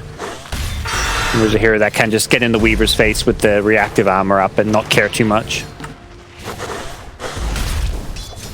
Now we'll see if VP are happy to set up for these lanes that Fnatic have chose to force. And looks like for the moment being they will. They've got Ramses, as we say, backed up by the Shaman down on the bottom. 2 on 2 for now up top. Slardar going to be farming the safe lane. Baden's already making the pulls. See in return how much MP can find from this lane, as there will be definitely the potential for the Slardar to start getting some of the bashes out onto the melee Lifestealer in the lane. Yep. Down bottom, Batrider's going to be using as many pulls as possible. That's that kind of Radiant side advantage of sorts. And Batrider just not a hero that's amazing at securing lane. Rams, man. Whoa. He may have gone for that kill if not for the TP. The Whirling Death was coming up at about the same time as Shikuchi. And that has meant that Solo has TP'd down here. So now VP, they've got the three heroes down bottom because of that aggression from iSkyCloud. He managed to poke out a reaction from them. Let's see if Shaman reacts by TPing top. You don't really want to try lane this Timbersaw. The experience is just going to turn into a very problematic situation. Even if you're shutting Timber from getting CS, as long as he's getting solo speed on there, he's going to have that fast like level 5, and you're not killing him once he has 3 points in reactive armor. Yeah, and there's that TP you called for. Shaman's going to be top now with the Slardar. I mean, between the two of them, they do have good catch and lockdown, so Fnatic have to be careful with the positioning up top. Yeah, it's still not great. Like, Abaddon doesn't offer anything down bottom. There's no real threat onto the Timbersaw's life. See mid, Abed actually missing the swashbuckle, taking a lot of raises. There was a third one, but no one didn't feel he could connect with it straight away, so time was there for Abed to salve up. Yeah, that was maybe potential for a kill there if he got that insta-third raise, but Abed gets out, but we'll need some more regen. He's not having a good time mid against his Shadow Fiend. I mean, yeah, maybe this, this does also work out very nicely. You don't get a kill, but And Abed's got to really sit at the bay now, as he has already consumed that salve. That's top, but we go on to MP. Does not have a point in the rage, and that is going to mean he's getting beat down pretty hard. Will manage to get back underneath the tower, but a lot of damage being done to that lifestealer up top. DJ just going for some jungle. Greedy old DJ loves to get his farm, and well, why the hell not? Taking away the enemy's pull camp. Won't be able to farm this 9 minutes. He's taking a lot of damage though. Oh, he didn't finish off the camp. That's actually not great for him. I think he wanted to die because... Well, he ideally goes to the tower, yeah. Yeah, even before he was low in health, I imagine Abed was asking his team, can anyone TP mid to refill my bottle? So I think we'll see him TP mid to refill this bottle. That's going to help Abed out a lot because he's struggling in this mid lane. But no, he's not going to TP. He's going to go back top. Abed really needs a 4-minute rune now. Oh, what's up, MP? Yeah. Getting bashed, but Pasha not feeling that an extra hit would do it. Doesn't commit. That dive there is why he did not TP mid. Now the RNG is going to favor no one in the mid lane. He guessed top with the bounty rune, with the normal rune, and it was an illusion that he gets. Yeah, and that's going to continue to make this lane a little bit harder for Abed to catch up him. As no one getting a good lead at the moment. Yeah, sometimes mid can come down to a bit of rune luck, and that's why teams will TP supports to refill these bottles, because if you don't get lucky with that rune, suddenly your game is really tough. Down bottom, Jabs a little bit out of position as Solo. Does come around to the pull that Jabs was trying to make. Starts to chase him down with this point in the passive. Stacking up one more, and the proc will be there again, but doesn't want to dive under the tower. So we'll back off. Jabs being forced away from the lane though. And iSkyCloud, CS at the moment 15. I mean, we see at the moment all 3 lanes, VP's cores are about a wave ahead of the CS of the respective counterparts on Fnatic's side. Yeah, but just getting bullied. Anytime SF can, he's just going to throw a double race. Doesn't care so much for the kills as he does just securing CS. That's it up top. And attempts onto DJ. Has got the Firefly, and in fact, he's going to just turn towards Roger. Roger's got a lot of sticky napalm stacks upon him, and he's not going to be able to TP out in time as DJ gets the first blood there. Pasha as well has to TP away, and does cancel it though after DJ doesn't go for more, but still DJ now starting to turn the heat up on that top lane. I think it's important they get kills up there because that lane was not going well at all. Well, the lanes in general not going well for Fnatic. The top lane going better than some of these others. Timbersaw for now not getting a whole lot of CS, but with levels, Timber should have a much better time, and iSkyCloud's getting very close to that level 5. Pasha 26 for 7 against MP's 18 for 6 at bottom. iSkyCloud going for a bit of harassment onto Solo, but Solo did have the stick charges. Yep. And he's going to be soon to hit that level 6, and that's when you have to be really careful down in VP. But VP do have no one on the side of things, just in case iSkyCloud steps forward too far, see if they can get the raise combo off onto him. But iSkyCloud is playing it safe. No one just came down to maybe see if he could get the rune, but Abed's actually going to get to the 6-minute rune before him. So this time it'll be Abed, able to refill his bottle, grab himself a double damage. Should help him secure a wave or 2 in the mid lane. Yeah, I don't know if... Very surprising iSkyCloud has a crown. Hold on, I thought top lane Pasha just getting burned down. Will die to the fire. DJ gets the kill. This top lane suddenly swinging back Fnatic's way. Yeah, all because of the DJ plays at the moment. Yep. The Firefly aggression that he's able to pull off with as the Batrider. Securing 2 kills so far for Fnatic. Looks like they want to maybe find a kill in this mid lane, knowing that Shaman control into SF triple race could spell Abed's demise. All they've got to do is find that initiation from the Shaman, but Jabs is there ready with a counterplay. He himself, we'll see who's going to get baited into what. And as VP do step forward, Jabs has the disruption. Here comes the Rolling Thunder. See if they can get the perfect bounce. It looks like they can. Beautiful angle in the river here from Abed. Will grant them the kill. Excellent setup and wrap around from Jabs, getting this kill in a mid lane where that kill was sorely needed. Abed was falling behind, but kills like that, it's going to help the beginning of the Pango catching up. As you can see, there's still about a 1k difference between the 2 mids at the moment, but plays like that will certainly help. Yeah, it makes such a big difference. The mid lane's so good for the Pango. It's like it's a big enough gap you can get that restun. It's not like it's the 2 really small ones and able to take advantage of the SF who doesn't have any good way to escape.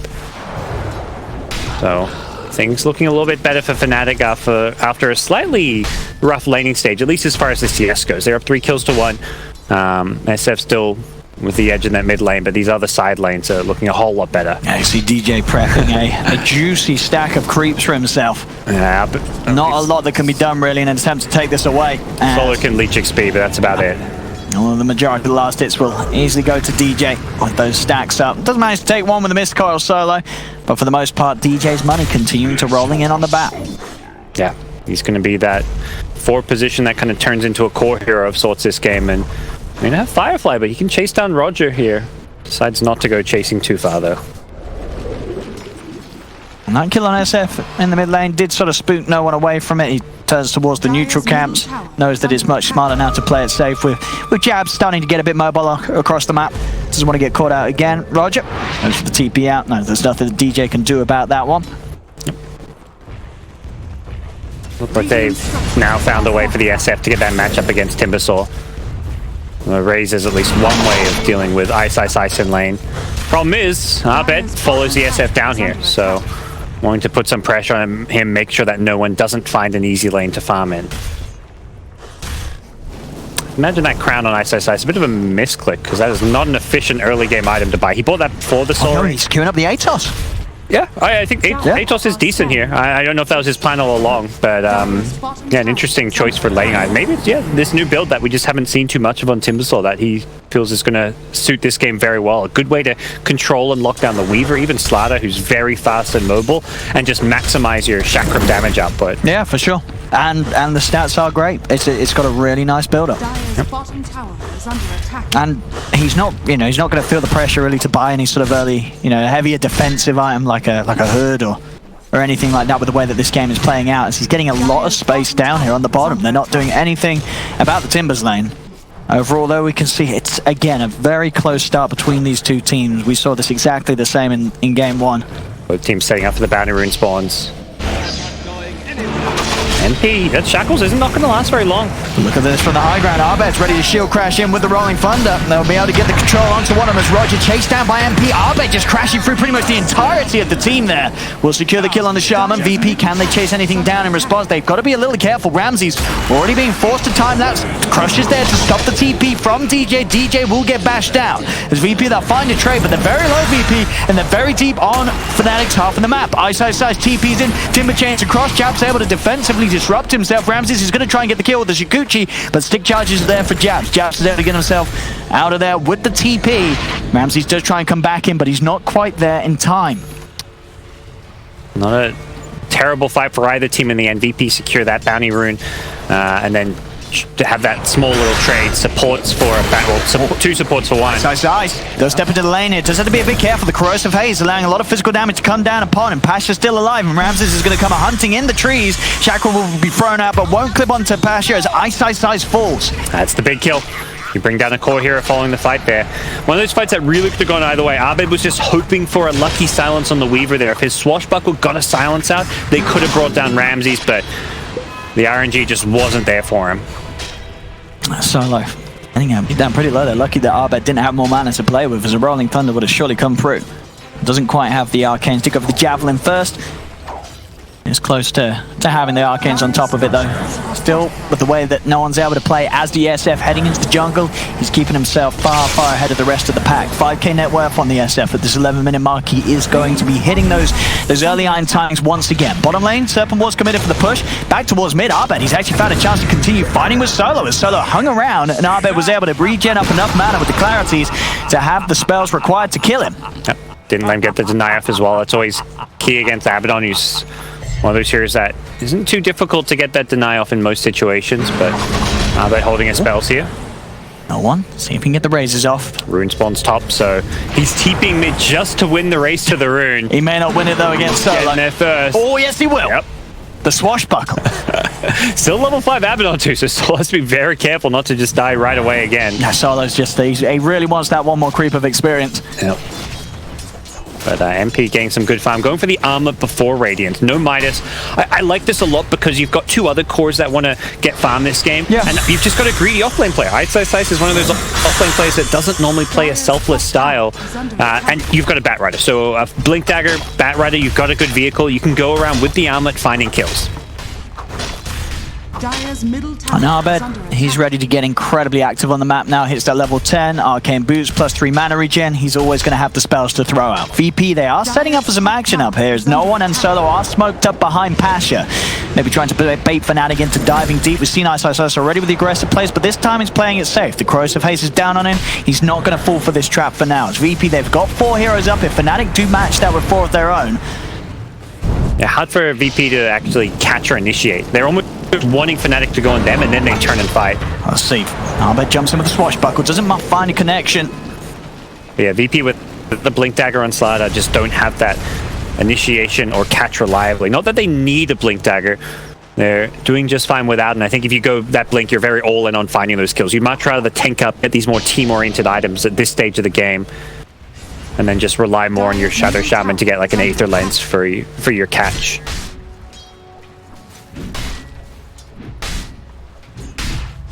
Still that 2k lead at the moment for VP.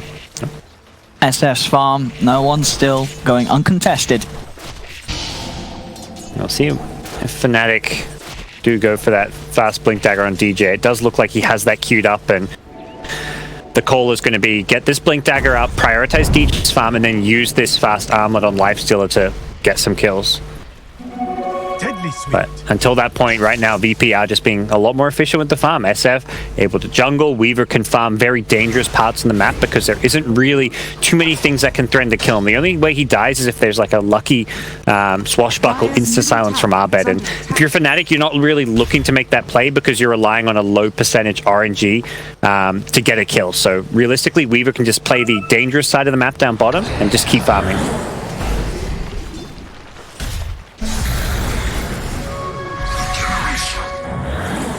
We could talk about as well the way that no one's itemizing this game. This isn't, going to be this Met Greaves SF. He goes for the drums into the Yasha. It's a different approach from what we saw from him last game, and from what we see from most SFs at the moment in this meta. Is this just because he feels that having that extra, so the extra stats, the extra potential to fight is going to be that much more effective for their lineup? Yeah, the drums is similar to the mech build in the way that both items just to take you up. Drums just giving you stats, mech giving you the heal. It's just better because he's going to go more right-click damage this game. With the Slider Corrosive Haze, he feels like he needs to be a physical damage dealer, and they're going to be able to dish out a lot of physical damage onto Lifestealer Timber when they are hazed up. And once he has that Yasha done, though, and it is going to be a really quick timing. So if he can start to get mobile across the map, there could be Aether Lens done on the Shaman, ways to set up. He becomes a really good building sieger as well, particularly with the level 15 Aura FX buildings that we almost always see on SFs now. See top lane, Fnatic finally finding a bit of a setup onto Pasha. Serpent Ward's going to be dropped down to force Fnatic to back up, but still to find the lasso out onto Ramses on the front line. Ramses gets bursted. Runs straight into them. Easy play for DJ as he goes straight for that lasso. And now Fnatic, they're chasing down for more. They get the Shaman swashbuckle over onto Pasha. Pasha, he crushes nothing but himself. As the Chakram's out, Timber chain across, he is being healed up by Solo. No one will be able to TP in. Now they're going to try and look for some counter kills as they'll go towards Arbed. He's able to back away, has the shield crash damage resistance, that they don't have the damage to bite through it. That's jabs. Demonic Purge out to Pasha. I mean, Fnatic, they can go for more with the Rod of Atos complete from iSkyCloud. They root down Pasha, shield crash fall, Timber chain in, they've cut down another. They'll lose the Shadow Demon, but they're getting the bigger kills, Fnatic. Swashbuckle onto the Abaddon. Does have no one by his side. Quick Aphotic shield to keep Solo safe. But Fnatic, they find the perfect opportunity to pounce there. As Ramses, he just Shikuchi straight into them. He got time-lapse off. I don't know what happened. My mouth is like aghast because he actually got time-lapse off, but he still died. Oh, yeah, but because he definitely died. Yeah, good. I'm glad it must have been at the exact same. What? We'll see it again here. I don't know how he died. Right? He got time-lapse. He dies as he gets time-lapse off. You'll see it again here. No, wait, what? But hold up. Hold up, indeed. He's dead, right? He died. The demonic purge damage must have happened at like the exact same tick as time lapse. I don't know. Well, yeah, right. Because time lapse wouldn't. I don't know. Because time lapse should heal him. Yeah, because he should have had way more health than the damage from the demonic purge, right? Your guess is as good as mine. He didn't buy Artifact apparently. Gavin is not amused. But no, I get. Let's move on. I don't think we're figuring this one out. I would have. But he died. He did die. I mean, he made me down myself. I was like, oh my goodness. No, I said Ramsey's died, and you tell me he didn't. I'm just telling you, he got time himself. Yeah. But didn't hit you up. I mean, still, I think iSkyCloud was pinging it, and like, look, he still died. Even iSkyCloud couldn't believe it. But they get the kill. Well, no? Fnatic won't be complaining about that one. No, not at all. Not at all for them. So where are we at? Lifestealer, he has completed his armlet and has a good chunk of gold towards Radeon as well. Batrider, Blink Dagger coming out on the Curry. Oh! In lane. They've got the defensive disruption jabs. Right time for Arbor to get out there. Does get the shield crash off. It's the 3-man shield crash. So a lot of damage resistance has to roll. He's going to go straight back in. Looks to go towards Ramsey and Bam. Arbor, he turns it around. Gets the kill on the Weaver. And now Solo's stuck underneath the tower. He doesn't have borrowed time available. Tries to deny himself. Does get the denial. But at the same time, Shaman found in the jungle by iSkyCloud. Again, Fnatic coming out on top of these trades. And Arbor able to survive. Can't underestimate the amount of damage he can just block off if he hits a 3-man shield crash. Well, another great team fight. This Weaver's really starting to struggle. Anytime he gets caught by the lasso, there's such good follow-up. Pango not able to be bursted down there. No one couldn't quite pop him as he came out of the disruption. I think he saw the opening to go for it, but he saw it just half a second too late. So Pango able to get a little bit further away and stay alive through it all. And suddenly VP on the back foot once again. Fnatic just seem to be outplaying them come mid-game team fights, despite VP having such a solid laning stage. There's still this very farm no on SF that is the question of how worried Fnatic need to be about him. He's still keeping himself a clear 2k ahead of any other core in the game. As no one continues to mount up to be this big beast that's going to hit a very fast BKB timing. Yeah, I think the BKBs are crucial because this Pango with his ultimate is just tearing up these team fights. Timbersaw damage, it's a game where BKBs are just a must. And then even more so when this Lifestealer Radiance timing comes in. They're going to try and go on iSkyCloud in the river, but iSkyCloud's got friends by his side. Arbed straight away with the Rolling Thunder. Look who's getting control. Ramses, he's got to try and get his way out of it. The sentry's down. Arbed just sort of get cliff blocked there as he can't quite get the bounces off to Ramses. And now Fnatic started back off. Nice double silence coming into play with the swashbuckle. They get out unscathed, or at least without any casualties. Some damage being inflicted, and I think Fnatic are going to have to reset. Probably let this tier 1 tower go, I want to say, unless they can get the Infest Lifestealer combo to the top lane. But realistically, they don't really want to fight until they have this Radiance right now. He's at 4k gold, he just needs the recipe. I understand that, but DJ is flying up. They get the Rod of Ados out onto the SF, but this is a very scary team to be jumping into your Fnatic, so they'll back away. They have to let that tower go down to the Serpent Wards. You've got Pango farming mid, Lifestealer farming bot. You're okay losing a kind of unimportant tier 1 tower at this point of the game to get farm elsewhere on the map. No point risking a fight when your Lifestealer is sitting on this amount of gold. Oh, yeah. As I said, we do talk about no one's farm, but MPs as well, very admirable at the moment. 20 minutes in, he's got the armlet, the relic gold done. Pretty much enough to pick up the recipe as well. Yeah, I think it's going to be key that Fnatic find a way to deal with the corrosive haze. Considering that both Weaver and SF are going right-click physical damage, they need to be able to get rid of that haze. Solo, borrowed time will be popped out of it. See if they can kill him afterwards. They'll come back in. One more swashbuckle will do it. There we have it. Arbet picks up the kill. Yep, using that disruption just to buy them some time, and the borrowed time is not doing a whole lot in those situations.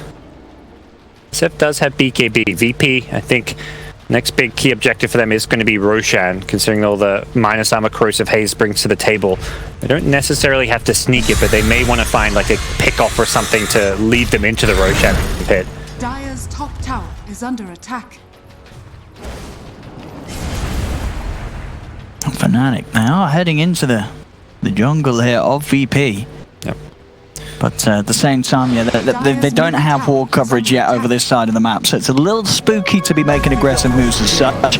But we'll be able to grab a regeneration rune. You have a Lotus Soul complete on iSkyCloud. So with this Lotus and Rod of Atos, he's got good stats, and he's a hard target to go on. He can commit on the front lines, find that opening, get the setup with the Rod of Atos, and make it very hard for VP to really turn and control him with the Shadow Shaman. You can see he wasn't sure which talent to get. He took a long time before he selected at level 16 which one. He does go for the armor stacks. They're not really sieging or pushing, which is where the plus 100 damage is normally grabbed. They're playing a bit more defensive. And this game, it does feel like the reactive armor is going to be the better one. The Rod of Atos out. Just trying to force the borrowed time, but again, they do it. Now, if you find a team fight, Abaddon is a kill target. This makes team fighting so much easier. Dude, here in Infest, that's a smoke up. They're looking to engage. They're giving it onto Abed. Okay. Something that could catch him by surprise. Yeah. They're expecting to be inside a Bat Rider. He gets a nice roll in.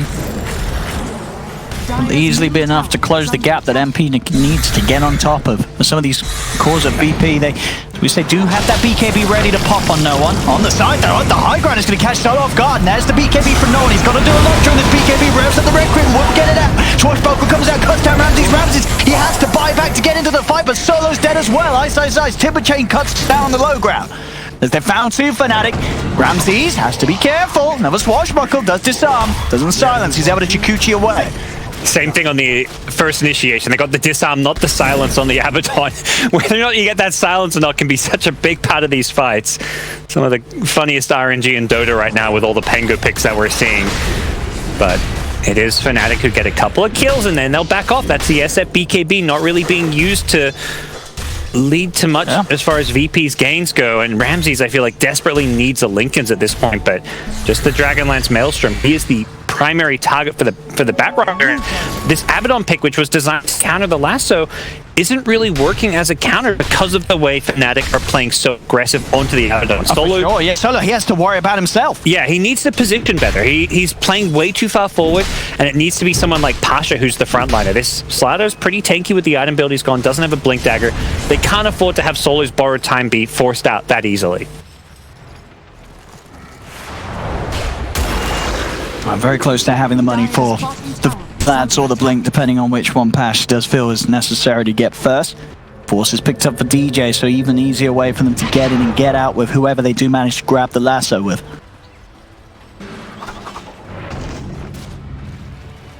It does seem like itemizing for the Corrosive Haze. Greaves on one hero, Lotus Orb on the Timbersaw. If there's no Corrosive Haze in these team fights, DP's damage output is severely reduced. And then the Lifestealer himself with the Rage, of course. And I would kind of like to see a Manta style this game. He has got a Yasha now, and it looks like we're going to be seeing a Halberd plus Manta build up. May go for an SMY and disassemble it. But yeah, those two items look very important for him this game. And it really feels just the fact that against this 5-man of Fnatic, VP's two cores, the SF and the Weaver, that are looking to right-click the opponents, they just cannot do so. I'm sure no one's got that timing during the BKB, but at the moment, Ramses, anytime he sort of pops out from the invisibility to get a couple of hits in, he gets hit by a Swashbuckle or the Bat Rider's on top of him. It's a very scary game for the Weaver. Yep. If Solo's not there behind him. Yeah, he has to play super conservative in these fights. SF with the BKB can right-click people, but I don't think the right-click damage is just going to be that potent unless you've got Slider getting Corrosive Haze off, and it does just feel like Fnatic have rode the storm of a rough laning stage and are the ones in complete control at this point. They're taking towers one by one. They may be the ones posing a threat into the Roshan pit. Not the best Roshing lineup, so I don't imagine they'll make it a big priority for themselves right now, but if they can keep VP away from it, that in itself is a win. Nice now, just going to start building some of the auras for his team. Vanguard's done, and he's on the road to the Crimson Guard. Yeah, it's so important just to be able to reduce this damage here. If you can stay alive against the physical damage, the team fight should come pretty easily. It's going to mean, you know, Lifestealer, if he can get off multiple rages in a team fight, if Pengu, any extra swashbuckles he's getting off, the longer the fights go, the better they look for Fnatic. You just don't want to get blown up by the initial burst damage. And Fnatic are going to look to push their advantage. Smoked up, Abed and DJ ready to lead the way. MP deep inside the body of Abed and ready to be released upon whoever dares step outside of the shadows. Solo's hidden at the moment. And we'll see in those DJ heads in. They've got the three of them here ready to go. Swashbuckle's going to be off the mark. They go for the Hex, but there's the surprise. MP jumps out, tries to make a run straight away towards no one, but no one has a haste rune. Easily able to get back up the high ground, or is he? Lasto comes out from DJ, but no one did get the BKB off. So he'll stay up for now. Looks to get in position for the big old red crib, but already VP's falling incredibly low. No one just has to BKB and TP out. He knows this is not a fight that VP can take outside of the base. Yeah, still, you can just see how scary Fnatic are there. They don't quite get those kills, but they were absolutely crushing that fight. Luckily, some clutch defensive plays from VP get them out. The fact they have a haste rune, a BKB TP as well. Almost another poor fight for VP, and Fnatic say, well, you just use some of your key cooldowns, you use your SF BKB, you can't fight us. They go into the Roadman pit knowing all it takes is SF not having BKB, and this is theirs. And as you say, you know, it's not necessarily the quickest of Roshans, but it's a safe one. They don't need to feel threatened by any move that VP's going to make because they're in the pit. Their ward coverage right now is really good. They've got wards all throughout that top jungle. They've got a ward around the mid lane, sentry wards as well, so they have a pretty, you know, good idea that dire VP vision is pretty limited, and VP aren't even making moves towards this pit. They're completely conceding this one, it looks like, and I think they really can't teamfight right now, so it's going to be VP playing for the high ground defense. On top lane, Pasha did jump in to crush that last creep, and DJ has got Lasso back up in a second. He's going to be running this one down. Pasha does that back up on the way, and the rest of Fnatic feeling they can't get there quite in time, so DJ, let him leave. Things not looking great for VP here. There's just too many tools for Fnatic. The fact that, you know, you lasso someone, Jabs was so on point in that last fight, gets the disruption on the Abaddon to stop the shield from coming out. They have multiple ways of catching, and VP feels like their draft at this has become very one-dimensional, where it's just like, you know, Slider, go in, crush someone, corrosive haze them, and hope that the right-click damage is enough to kill them. Yeah, I mean, pretty much the entirety of this game has just been no one hitting the jungle. I mean, yeah, he's incredibly farmed, but they just haven't been able to make any plays around him yet. He's only 1-1 and 2. It's a very low kill game for VP. We'll see if this does amount to sort of a point where this SF is going to have the power to have a heavy impact against Fnatic's cause. He's got 3,600 gold. He's queuing up the Satanic, continuing to try and tank up. As he does need to do so, he feels that, you know, having the corrosive haze from Pasha, as long as they can get that on someone and hit them, they can maybe get a kill, but it just seems so hard with the way that, once again, Fnatic have itemized, they've strategized. It's hard. And this new Slithering Crush is better in some ways, but worse in one way. The stun duration is only 1 second, so if Pasha blinks in, he has gone back for this blink to crush someone and then haze them, there's only a 1 second window where they're stunned. And then a second they're unstunned, they're going to Guardian Greaves, get rid of the Corrosive Haze, Raid or Manta if you're a Lifestealer, Timbersaw is Lotus Orb, so that Corrosive Haze is not going to last. But SF is just saying, well, I'm just going to get more and more items. At some point, maybe there's enough physical damage that you can kill people without the haze. Gets the damage per soul talent. The Satanic is maybe going to help. It does actually maybe switch it up and decide for MKB instead. I think I like that. Because they have to kill people quick. Yep. And with the Satanic, even with the Corrosive Haze sort of debuff being placed on the opponents, it's not going to be enough. Up top, MP, able to catch out Roger with the help of Arbed's Pantler. Leslie, they have that MKB on no one. They've got to find pickoffs though. And Fnatic, none of them have really been out of position at all this game. No, and for VP, pickoffs is all you can maybe do with some split push because their team fight is non-existent. That's really to me, as good as Slaughter's looked, I feel like it's one of those very underrated heroes that we maybe should be seeing more of, particularly against heroes like Lifesteal. The big downside with it in that 3-position role is it doesn't contribute anything in terms of team fight. And most offlaners, you're generally looking for a team fight, as well as some of those, you know, aura items for the team. Slaughter is just not really able to excel in that area. They're getting some big stuff done once again. Fnatic just continuing to roll out the big items. Crimson Guard done for iSkyCloud. Diffusal Blade on Arbed. There's a double damage rune in the bottle of MP. Yeah, this game gets a little bit easier for Ramses in these team fights now that he has a Lincoln Sphere. Makes it just that bit trickier for DJ to get a lasso on him. At this point, you don't have to just be telling Abaddon to, you know, stay on top of you, ready to shield you when you have a Lincoln's. And VP with that item pickup, looking to maybe make an aggressive maneuver here. But again, look at the way the Fnatic position. They're all together around this tier 2 on this push down bottom. How do VP even begin to break in to this 5-man push of Fnatic? iSkyCloud is just tanking tower shots on your high ground. That's definitely not the target you want to go on, but it's not a good feeling.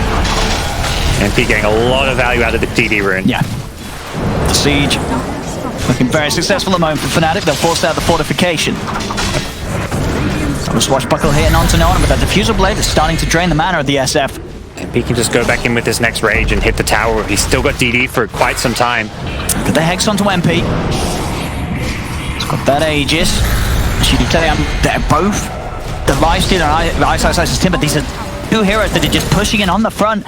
And VP, they they don't want to. They can't really jump onto these heroes to start the fights. It's just disciplined play. They know there's no way that they can go on the lifestealer and bring him down. Yeah. There's a disruption save. He holds it even while he's hazed. He's not using Manta, he's not using Rage, because he's like, well, I'm hazed, taking a bit more right-click damage, but I'd rather save these items in case they engage on me. If you pop your Rage, put it on cooldown, you're at risk. So he saves the Rage until he knows they can get your tower, and then they back off. They're going to go for shrines now. They're going to play around, you know, potentially even the second Roshan. They've still got this Aegis for about 20-30 seconds, but I think Fnatic are just saying, until we get a big pick-off, we're not going to just get a lane of Rax here. Let's just slow this game down. We've got plenty of late game. And another sort of component thrown into the mix that's going to make it even harder for VP to find those initiations, jabs. He's got a blink dagger, so he can afford to sit right back, and anyone that does get caught out in the front, he's going to be in there with a defensive disruption, which is going to buy time for iSkyCloud to self-lotus himself after he comes out the disruption, for Abed to swashbuckle away, pop the Greaves, for the Rage to come out from MP. It's these little things that are going to happen even if VP does get a catch onto someone. They've almost got to hope that one of Fnatic just heads out alone, and then they might have a chance of killing one of these cores. But as it is, Fnatic just moving as a unit and just making sure that there's no chance for VP to sort of break down this formation that they've been holding for the majority of this game so far. Yeah, this Shadow Demon pick is very nice with how it fits into the Fnatic draft, giving them that save, which, you know, VP have themselves, but when VP's draft is entirely dependent about jumping on someone and bursting with physical damage, having a save goes a long way. There's a Diffusal's launch from Ramses. He's got Kuchi. They'll try and turn the shackle. Defensive destruction coming out already with the Rolling Thunder. Actually getting caught on the front. They've managed to kill off the Shadow Demon. It's something, but they've lost Pasha Slaughter. The BKB being used by no one, and for Swashbuckle, but there's the control. Roger has the shackles onto Arbet. Arbet getting raised down low, but DJ comes in. He's got the lasso onto the SF, dragging no one off to the side. He'll turn with the right clicks, will be able to kill off the Pangolier, but now MP's ready to go. Pop the Rage, moves up forward. Buyback from Pasha, buyback from Solo. iSkyCloud on the front, but he's getting disabled. The shackles from Roger. The buyback from VP is going to allow them to potentially kill off this Timber. Still, they've got him. VP striking back and now ready for more. Hex out shackles. They've got the catch onto MP. MP's dead as well. The patience from VP paying off. They know that if they can get in, choose to take this fight against Fnatic around the shrine. That was the weakness there. The buybacks, the TPs back in. VP showing they've still got some life in them. Yeah, they just waited for that chemo. It does cost them 2 buybacks, but that's really how they have to approach a fight. Someone like Slaughter has to just be willing to frontline and die for these fights. Until there's a BKB on Pasha, there's no way he's going to stay alive in a fight against things like the Rolling Thunder and the Lifestealer, but he sets up his team for success. The fact that Weaver can go unignored with this new Linken's pickup, Batrider can't reliably get a lasso off, SF just doing a lot of damage at this stage of the game, and VP able to overwhelm Fnatic. So not over quite yet. No, very smart moves from VP. I mean, as we said, they weren't going to find a pickoff with the way Fnatic were playing. They weren't going to win a 5v5. But if they can make that aggressive movement, you know, almost sort of just casually walking into the lineup of Fnatic around an area of the map where they know with those buybacks they can get back in, have that sort of artificial number advantage, they may have a chance of breaking them down, and they certainly did. VP getting themselves back in the game. Yeah, I think importantly it was Roger able to get a good kind of jump off on the Shadow Shaman, gets the Serpent Wards in a really good spot. The entire team fight was happening around those Serpent Wards. He gets the initial lockdown and disable off, forces out a very quick defensive disruption, which is, you know, you want to use that to save someone, but if it's at the start of the fight and you're not like already engaged on the Fnatic side, you are playing yourself into a pretty poor position. But Fnatic still maintaining a small lead here, but a big gold swing because of those bounty runes to fall off the team fight. Suddenly VP go from like a 8k gold deficit down to just 2k. It was actually over 10k. This is a big swing. Gold swing. A very big swing. Dire are scanning. BKB picked up for Ramses. On top of the Lincoln Spheres, we saw no one's got the Satanic, but no one gets jumped on. DJ finds an opening straight in with the lasso. No one does get the chance to get the BKB off. As he's able to try and turn, punch into MP, but he's falling low and he's back up. Can he get himself back up with the high ground? MP's chasing UpperBracket, so there, Swashbuckle, no one's dead for 90 seconds. Solo, he's trying to back up. Self-Aphotic Shield keeps him alive. The Lincoln Sphere of Ramses is popped. Shikuchi back up to the high ground. It's a 1-for-1 trade, but the big trade for Fnatic, they get no one out of the game. Yeah, and that's the slight problem with using Abaddon as your save for the lasso, is that the Aphotic Shield cast range isn't that big, and when Batrider has a full staff, if he gets a blink lasso and immediately full staffs to pull that hero away, Abaddon doesn't have like a blink dagger or some mobility item to get a quick shield off, so it's very difficult to always rely on that Aphotic Shield to save someone. Or GJ. Not DJ, sorry, Roger. Again, these Shamans mixed up tries for the Shackles, but the silence is there from the lucky shot. They will be able to push Fnatic back a little bit. I mean, Fnatic are poking. They won't necessarily know that there's no buyback available because it's for financial reasons at the moment. No one. He went in on the Satanic purchase, so he doesn't have the gold. Doesn't look like he'll be threatened this time. Fnatic will be able to back away, and the fact that he doesn't have the buyback won't be too much of a hit for VP. Yeah, I think Fnatic happy just to maybe take this shrine and set themselves up for the next Roshan. Has fallen. Realistically, you know, that's a full health tier 3 tower. The exposed Rack's bottom, unfortunately, not the lane where they were at, or they may have gone for a high ground push, but Roshan back in about a minute's time is the much more important focus for them right now.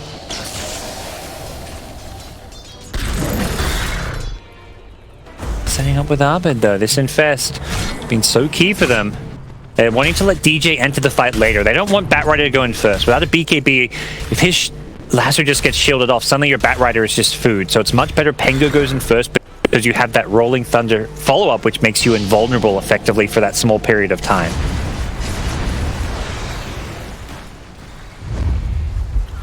Oh, VP, they know they can't let another Roche go the way. But Fnatic, they're smoking out. Roche, as I say, not quite up. Abed is going to go forward here. They know that he's around. He's going to start to turn into them with the Rolling Thunder. They get themselves on top of Solo. Again, Solo's getting caught on the front. That's going to be the prioritized pop. They use Disrupt on place. And DJ, he jumps in. He's got the grab on the patch with the field. Able to remove the lasso. Patch to start to back off. Silence is out onto Solo. BKB's been popped by no one. He's trying to bring down Abed. He'll rev up the Requiem. Gets stopped in time. The damage reduction is going to be there over Fnatic's heroes. As VP, they'll turn towards Jabs. Corrosive Haze upon him. The crush won't quite catch him. Shield crash back in from Abed, but he gets hexed up by Roger. They've lost two though. Both Pasha, Solo, and now Roger dead as MP's running them down in the river. The time-lapse comes out in time from Ramses, but DJ, he's there ready and waiting on the high ground. A flay breaks out upon him. He's checking with the Firefly. Ramses has still got a BKB to play with, tries to turn. Has Ishikuchi again to get himself away from Abed. Can Fnatic catch out another? Already finding three here. It's absolutely huge. Ramses will go for the bash. Abed swashbuckle cancels it. Another bash kills off the Weaver. They've got four. There's no buybacks on any of these heroes on VP, and Fnatic, they're already straight into the middle lane. Oh, you can see the disappointment on Ramsey's face there. Pengo, he's like the new Spirit Breaker, the king of RNG. When this hero gets the RNG you're looking for, it can just turn a fight around, and we see it. It gets the Weaver kill in the end. The fight was already lost for VP. And multiple lanes of Rex here. Looks like Fnatic not look to go straight for the tier 4 towers. They want to play it safe. They get the melee Rex mid. They go bottom. I think they understand that the buyback potential is there, and this game is not won quite yet. See how much they can get. They're getting the mid, they're getting the bottom, no one. He's actually outside of the base at the moment. DJ's sort of toying with him, making it hard for no one to get back to help the rest. He cannot go for a TP. It's still on cooldown for 5 seconds, and even then, available, no one. He's not going to be able to get back to do anything. In fact, he may just get the BKB off. DJ hiding around the tree line. Now no one will TP out, and will manage to get back to the base. Buyback comes out from Ramses. Damage has been done, though. That's 2 lanes of Rax. If they can get out unscathed, that would be fantastic. The next Shackles won't be able to be there onto MP, though, because of the Lotus Sword from iSkyCloud. And you can see VP just unable to find the kills. You buy back there, you have to get something. And unfortunately for them, they're now down 16k gold, and more importantly, 2 lanes of Rax with Roshan waiting for the taking. And Fnatic will have complete map control to secure that one. We'll have to see if VP have any way to make a move out on the map to contest it. Full Abyssal done as well on the Pangolier, so now Abe can get in, use the defusal to pop the Lincolns, and bam, slam down the Abyssal on the head of Ramses if Ramses gets in on the front lines. He's got to be careful on this week. They have the potential for lockdown. More and more tank ability as well for Fnatic's lineup as the Shiva's Guards complete on iSkyCloud. There's just so many items coming out with all that Rax money being distributed to the entire Fnatic team, and this game starts to look very, very difficult. Pengo about to hit his level 25 as well, making him an even bigger threat in these team fights, whether he gets the Rolling Thunder or the Swashbuckle cooldown. Can VP do anything about this? Feels like they need to, or this game may just be completely lost. Nice. Atos down. No one. The BKB's already been forced out from Ramses. Ramses tried to turn towards Arbet. No one heading in with the BKB. He'll turn, but MP's going to have turn with the bashes as well. Arbet does get the Abyssal Blade down to Norman. Now where it's off, and Arbet jumps in. Swashbuckle kills off the Shaman, but he's been corrosive hazed. Arbet, he's taking a lot of damage. Couple more hits will do it, but he's already down. But he'll get himself away. No one tries to start punching his way. People, the rage is back up. No one has to back away. Solo's got some heals to provide him on the missed call. Arbet TP's out. Will manage to escape. Roger hex out onto one. DJ German has the lasso controller onto no one. Can he get the Requiem off in time? He can. The damage reduction is going to be there. Fnatic have lost 2.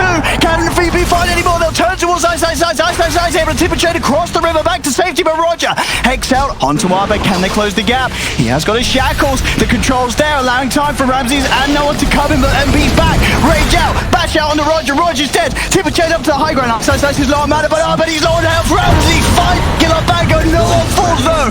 3 dead on both sides. MP makes it 4. No one bites back immediately. Oh, he didn't run into the sentry wall there, but this is looking still very bad for VP. Even with those kills, their base in tatters, and they had to use these key buybacks. They've got absolutely nothing left in the way of buybacks anymore. All of them on cooldown or just no money. The key heroes, the Weaver, the SF, had to both use theirs in the last few minutes. And importantly for Fnatic, you know, they did use a buyback. They did on MP. If MP dies, they can make up for it by trying to secure a Roshan here. They're not going to go running right forward. They're going to wait for the Pengo and the Timbersaw to come back to life. But it just doesn't feel like quite enough for VP. But they have held on. They're not out of this game quite yet. I mean, it's still a minute where they have the numbers. 4 versus 3. Yeah, if they can get Roche. I mean, they kill Roche incredibly fast. They do. With their draft. That would be the ideal outcome here. And I think at this point, you may just have to risk it, given the deficit. You've got to try and commit for this. They don't know about the buyback status of some of these heroes. Timbersaw and Pink. Their buybacks, it's not about time, it's about money. It's about money. And I think VP are just saying, well, screw it, we don't know, but we just have to take a chance. And they're going to easily take a lift. DJ find a silly drop through, but the Jabs, he's able to snatch the Aegis. They'll take the Aegis away from VP, but Jabs immediately lose the Aegis. And he's looking to die a second time as no one revs up the Requiem. Jabs is gone. That's, I mean, that's like a tilted SF ulti there. Jabs is getting the tips here. They know he just made a key play. When these buybacks are down, having an Aegis can kind of cover that potential weakness in your lineup, and they remove the possibility for the SF or Weaver to have it. What a clutch move from Jabs. It's going to slow Fnatic down a little bit. They're going to wait for Jabs to respawn. They also should farm these buybacks. Both Timber and Pengo not having it there. Look at this again. I mean, just sort of the combo of DJ and Jabs committing at the same time. Walks in. I don't believe, not only grabs the Aegis, but I believe he has the cheese as well. Oh, he does. So he's going to be able to pass that over to one of his bullets. So Fnatic are going to have the cheese ready for the next fight. He didn't even blink on top of the right spot. He had to walk forward, but he still gets it with the help of the lasso, and looked like Weaver just maybe didn't have the slot for it or didn't expect to have to pick it up. And no one. Still a bit away, but he's got that rapier queued up. They need to go big, VP, if they want to try and steal this one. I mean, they are playing with a 16k, sort of gold deficit, but they are still showing they can still do it despite being behind. They are down 2 sets of racks. The game obviously looking a million times better in terms of game state for Fnatic, but it isn't over yet. Importantly, they have this Weaver MKB. The Radiant's mischance, the Halberd evasion, and Lifesteal 20% evasion talent. All of this is very problematic for Ramses in this fight. So MKB does now come out. We'll see what Fnatic's approach is going to be. With buyback on Pengo now, they're perhaps feeling a little bit more confident. It's got MP in him. VP, they're going to go for the smoke. He gets his pulse straight away. They know that someone's here in the trees. The DJ, he's still able to walk in, get him. Oh, no one tracked out of position straight away onto the low ground, but no one gets the BKB off. They'll now turn to be able to pick off the kill onto the Shadow Demon. Arbet goes in with even some blade on the door, but no one's still trying to get the Requiem off. He gets it all up. So now the 50%, which is going to be there on Fnatic. From Fnatic, they'll go back in. Buyback from the party, go. Buyback from the Shadow Demon. They're trying to commit, but MP's in trouble. Corrosive Haze is on him. Ramses has got the damage with the BKB. It's not enough. MP will get out. Yeah, they need to just cut their losses. Fnatic getting overrun. That really amping up now. Anytime this Pengo gets locked down and controlled, whoa, that's thrown. Somebody needs to defend it. And I think Fnatic realize that actually split up now. They may try and punish this. Now, I bet still trying to poke. So nice going to go straight on the backlines with Shiva's guard and the Timber Chain. He's taking a lot of damage from the right clicks of this SF, but the SF controlled MP. The Bash is the Abyssal Blade shooting no one down. No one cannot get out. No one's dead for 2 minutes without buyback and solo. Fnatic, they've found 2 and they're ready to try and hunt for more. As VP, they've got to get out. They're without 2 heroes for 2 minutes. Pasha getting kited up. The Shackles will be there on MP, but a quick swashbuckle forward and a shield crash is going to put this Shadow Shaman's life in danger. As Roger falls as well. GG is called and Fnatic have done it. 2-0 in this series against VP. What a series as well. But overall, there is no debate. Just playing at some of the highest level we've seen a squad play out. Yeah, Fnatic have looked like the strongest team coming out of SEA throughout this entire DPC, finishing in top 8 of both the last 2 majors. But here they are, top 6 guaranteed. And I think bigger than that guaranteed top 6 is how they got there, beating VP.